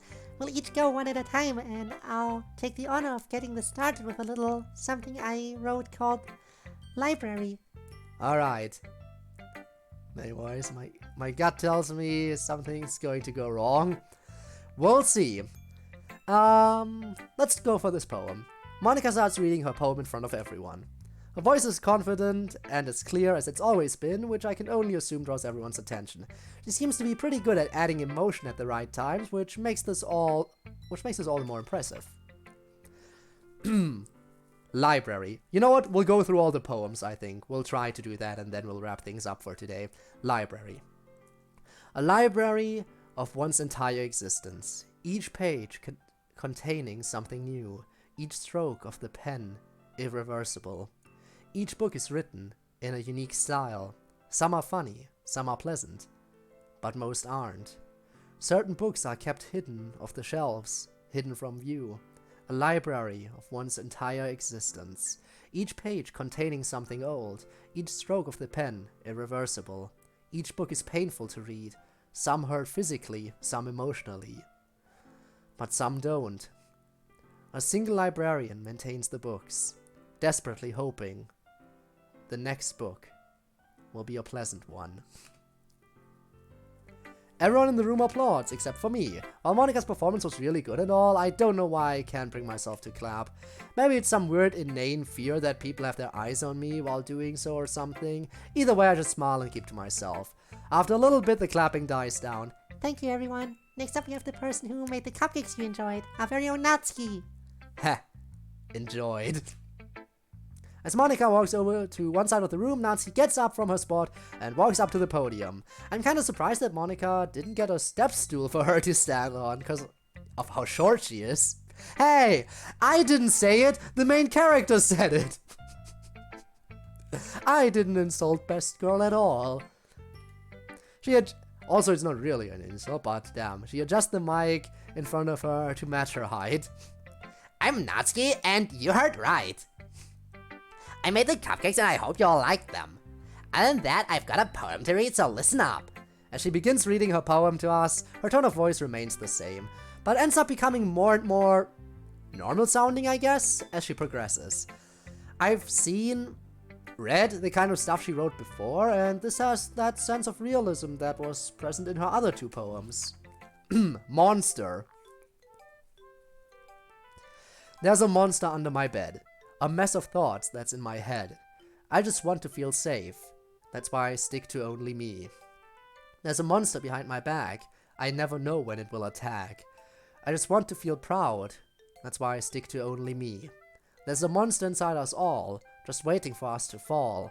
I just want to feel happy. That's why I stick to only me. There's a monster beneath my feet. A feeling that's not so sweet.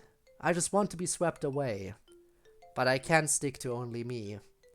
I run to somewhere that's safe. Somewhere I can be proud. A place that makes me happy. A place that sweeps me away. This place where I watch as the monster melts. I just had to trust and stick with someone else. Look at that! A positive poem in DDLC. You always love to see it. Everyone claps once again as Natsuki shines a bright smile towards everyone and returns to her seat.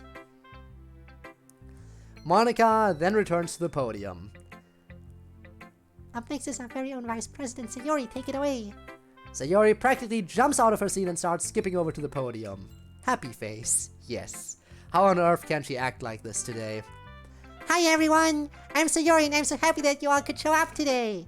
I've wrote something for a very special someone. Well, that was unexpected. The room somehow managed to become even more quiet. Looks like both Monika and Natsuki are face-palming at the same time. Dang, I feel bad for Sayori now. She looks pretty embarrassed.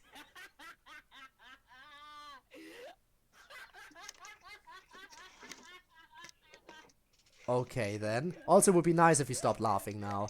That's when I hear Jerome speak up from the crowd. Alright, Jerome. Yo, my guy, chill, Jesus. After a bit, he manages to calm down. Sorry about that, my bad! Takes a moment for the awkwardness to escape the room, and that's when Sayori clears her throat to attempt speaking again. Dude burped and then laughed like crazy, completely interrupting Sayori. Anyway, this poem I wrote is for a certain someone out there. Here goes. The embarrassment in her voice is still present as she begins reading, but her tone of voice becomes more and more natural as she continues. This poem is too sweet. It's like her voice was made for something of this caliber. She even does little hand and arm motions as she's reading, as if she's actually performing or something. The same wings. Come, let us speak of the words of our heart. One heart connected, aiming for one God. For one goal. Bah. Wherever you end, that's where I will start. With your hand in mine, we are the ultimate whole. I'm sorry for your suffering and your pain. I'm sorry for your suffering and your pain. It's in the past, a breeze, come and gone. But I still want to erase all your disdain. Do not worry, all I want is a bright new dawn. Through the havoc, I can still hear your whispers. I am speaking softly, so as to be the calm. Your words soothe me, bringing only the answers, guiding the lines of your hand as its palm. I am your shadow, and gladly your other half. My thoughts are yours as I offer you relief. Without doubt, together we will carry this stuff. The staff, a symbol of our new world built in our belief. I pour out my soul to you who would listen. I, intercepting, will carry your thought as the wind. And together, all our feelings in the sun will glisten. Together, taking off into the sky, we will ascend. Someday, we'll soar the sky of a world our voice sings. And on that day together, we will flap the same wings. You did get mentioned, but that is a night. Again, romancing the childhood friend.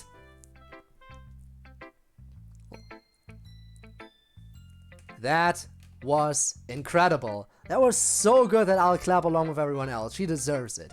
One thing though, I'm sensing a pattern. They're all starting off with their name and what they'll be performing. I know Yuri said she's quite nervous about this. Maybe I can say something to help before Monika announces her. I am sorry I was reading the poem. Should we throw him in the gulag to Wallace? He's pretty bad. I mean, it was pretty rude of him, but he's not as bad as Wallace. By far. We can give him a warning this time. Besides, I think she knows she's up next anyway. Looking over to Yuri and making sure she's done clapping, I smile as I quickly take her hand in mine to grab her attention and give her a brief yet firm squeeze. That seems to do the trick. He'll do just fine, I'm sure of it. As I slowly retract my hand from hers, all she does is give me a gentle smile. I hate that word, gentle! Stop using it! The sound of Monica saying Yuri caught both of our attention as we both drowned her out or something. That's when Yuri leaves her seat and apprehensively approaches the podium. Hello, I'm Yuri, and I'd like to share my writing with everyone. Before she starts reading, she does what I think is a quick look around the room. As her eyes land on me, I make sure to give her a smile to offer some kind of reassurance to her. She then looks back to her paper and begins reading. Her apprehensiveness seems to disappear after a little while. Her voice and her words sound as lovely as it always does, and I can't help but put on a dumb smile while I'm listening. Feels like I've helped her put effort into this somehow. A ghost companion. This is absolutely gonna be a romantic poem about us. Like a sequel to Ghost Under the Light as well. I just found... Alright. Listen. Alright, let's do this. The tendrils of my hair illuminate beneath the amber glow, bathing. In the distance, a blue-green light flickers. A lone figure skips under the streetlights, avoiding the eerie darkness that surrounds us. My heart is curious. Is he one of the same? A being with a vibrant orange glow, electricity in his veins, yet there's a different aura that reigns within him. I can't help but feel some connection between us. A tenacious wind blows, which causes him to fall. He stops under my streetlight. The light flickers. An air of melancholy surrounds both him and I. He says, I'm sad, somehow without any words. Sympathy now festers and grows in my soul. My heart pounds as I offer a helping hand, his hand in mine, with extreme sensation. He approaches and embraces, with starscapes in his eyes. Never in life would I imagine the possibility of a ghost feeling warmth, surreal, vivid, serendipitous, imperative, that which describes our promise to help each other. When disaster strikes and all seems gloomy, don't cry, I'll be there. In our hearts we're never apart. If you're with me, then everything's alright. Man, I thought Sayori's was good. Yeah, no, we got the full romance. The light flickers, I flicker back. Alright, if it wasn't clear already, that was such a romance. I wonder what we wrote. I wonder what kind of poem we have written. Man, I thought Sayori's was good. That was amazing. If I didn't clap for that, I wouldn't be able to live with myself. I can't help but endlessly smile as she makes her way back to her seat. So I know! Alright, come on. Tell me we wrote a romantic poem as well. We have to, right? Monica steps on stage once again. And now, last but not least, we have our newest member, Code. Well, let's get this over with. Breathing in and out while approaching the podium, my heart begins to pound more intensely over the moment I'm in, and the silence in the room. I'm frozen in place for a little longer than I'd like to be by looking at everyone's expectant faces. It's okay. Let's get this done for the club's sake. To make Yuri happy. Hi everyone. I'm Code, and I too wrote about someone who, don't say yesterday, recently has become important to me. Taking a moment to breathe in and out again, I start reading in front of everyone. It starts out a little bit rough, as another process in my mind is taking full note of how fast my heart is beating, which makes it difficult to focus. But after a while, things start to become a little more natural, as I have a certain someone to impress. Our castle walls title drop! Okay.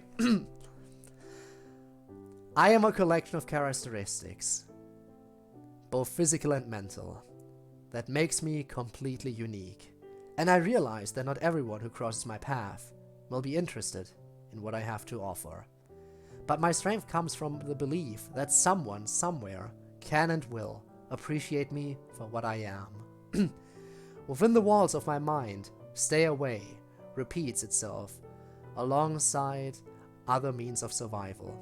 Choose your friends wisely. Wise words from those far away. I think I've done just that. There's a special someone out there that I'm glad to call my friend. They're kind, they're smart. They have a heart of pure gold. I wink, she's thunderful, but I can't say it very well. I didn't know her, but she smiled, and from her smile a warmth seeped inside me. I knew no words that I could say, yet I think I understood, and on that serendipitous October night, she had given more than most ever could. When life gets tough, both by people and the mind, when nothing makes sense and I'm all by myself, you're there with an embrace, a place to retreat. It's like I've found new walls to reside in. Your gentleness is quite magical. I don't ever want to let it go. Any troubles you have, I'll be here time and through. A shoulder to lean on, a guardian standing strong. I know I don't deserve a treasure like you, but please, let me be the one you'll seek out first. Two different people, side by side, will venture on. Even if the journey gets a little bumpy, we'll be safe in our castle walls. Is that the thing? Roll credits. Not yet. We need the final shot of Yuri and MC happy together.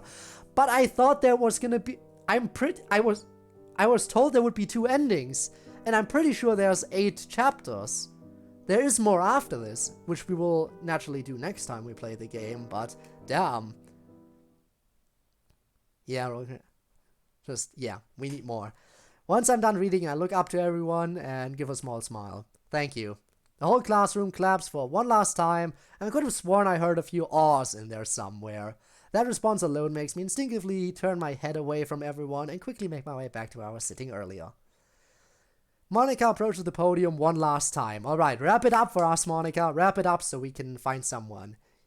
Play Salvation. The ending is so freaking beautiful. I will have to do that. I think I will have to look into that one. The thing is, currently, my plan is, again, I should take a small little break from DDLC to recover a little bit. Then the next time I play will be hopefully when Club Meeting Season 3 collection is out. I'm kind of waiting for that one right now. And after I play that, I might have to look into Salvation as well. I'm gonna take your word for the ending being beautiful. I'm absolutely gonna take your word for it. But yeah. Plus, I have a feeling that either in the bonus emails of the Season 3 collection, or at the very least once Season 4 starts, there might be some stuff by yours truly in there. Because I finally got a response from Monica. And they are busy, but they still got the time to write a quick little response to my email. Ain't that just wonderful? Monica approaches the podium one last time. Well, what a way to finish. I just want to say thank you to everyone who made this possible, and thank you for everyone for stopping by. Longer Roads mod is so good. It made me cry tears of happiness and tears of sorrow. There are so many good mods out there. I can't play them all right away. It's so frustrating. I want to, but I can't. I'll get to them. I'll get to them eventually. Hopefully. I have to make a full list of mods that I absolutely have to play. And I have a feeling that those might be on there. I just want to say thank you for everyone who made this possible, and thank you all for stopping by today. I hope you consider joining this club, and may the rest of the festival commence. Well, everything actually turned out pretty okay. We have already started to get up and leave by the time Monica was almost done speaking. Now that the lack of people in the room brings back some sense of normalcy, thoughts begin to fill my mind as I stare blankly at one of the walls. All the cupcakes are gone, no surprise there. Some of the pamphlets are scattered on the floor, but somehow the decorations remain untouched. Who's gonna take care of everything? Wouldn't that be mine and Yuri's responsibility? But me and her are supposed to hang out after this. Yes, hang out next time. That is what we will do. Oh, well, it's not confirmed, but it's all but confirmed, basically. I'll know for sure when I see it. I literally couldn't talk on stream for like 5 minutes because I was actually crying at one of the endings. Ah, go for all endings even if they aren't happy. Always go for all endings. Absolutely. I think I did the same thing in Blue Skies, which I think Blue Skies still one of the best mods. Actually, I'm trying to think, were there any mods that I played that don't deserve to be called top tier? I guess, okay, there were a few. Actually, let me think. There was one that was just a meme, and it had horrible grammar and everything, but the effects were pretty interesting. But that one is definitely not one I would call top tier. It was like a quick little one-off mod, which was, I think, Sans in the Literature Club. Other than that, basically all the mods I've played were pretty amazing. How bad was the sexual content warning? Not that bad, honestly. Like, they really don't show anything. The most you get to see is, them in their underwear. I think there are one or two scenes where you can get to see a character in their underwear, and that's the most. Like, visually. Other than that, it's all in the text, and I mean, it can get semi-descriptive in there sometimes. I guess. But yeah, that is as far as it goes in Blue Skies. Didn't stream it because I didn't want to do anything too NSFW visual and... I see. I mean, it's understandable. It's understandable.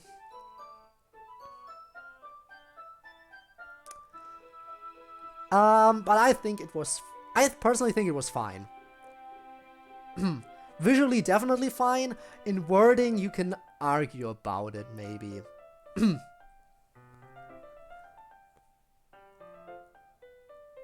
So that you're here. Playing Blue Skies for a while and students. Totally SFW, at least until now. Yeah, if anything, it gets like that towards some of the endings, naturally. Fade to Black, you could also do that. But yeah, the hanging out thing will have to wait until next time. Let me save there.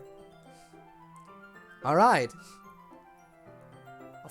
Wait, you followed me in the past and now you refollowed. Interesting. Did you, I guess I took a break from DDLC, which I will, by the way, again take breaks from DDLC. Interesting.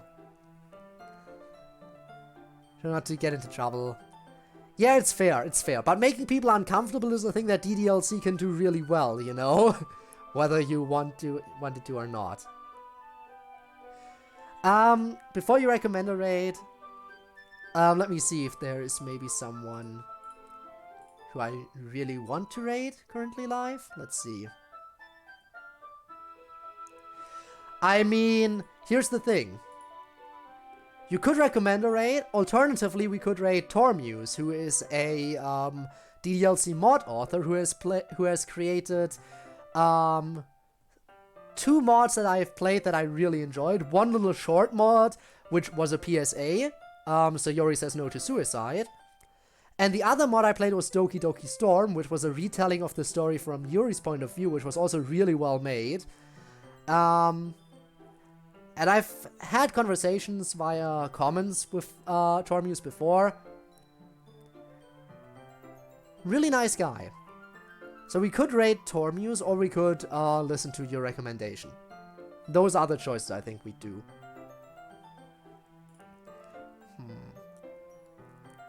Aw, thank you. Happy to make the stream tonight.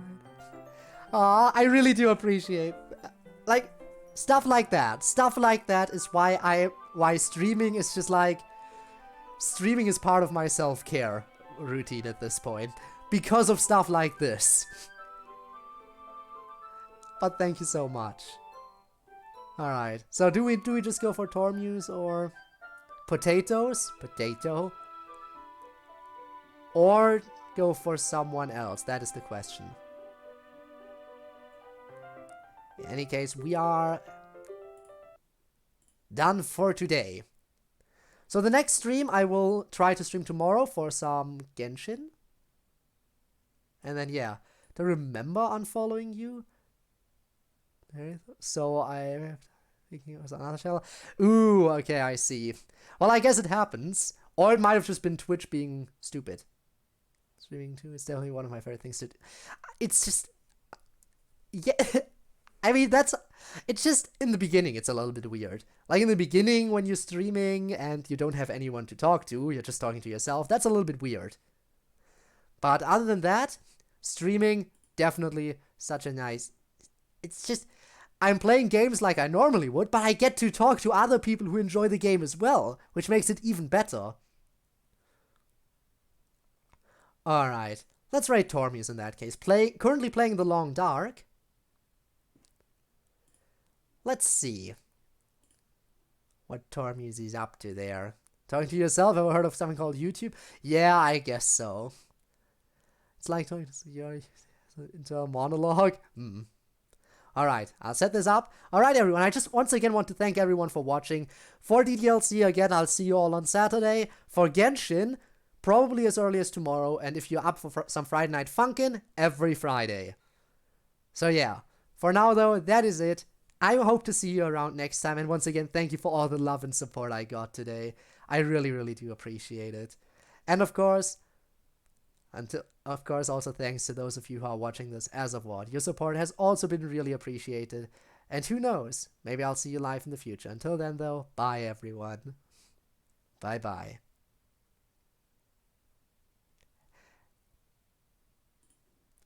There we go.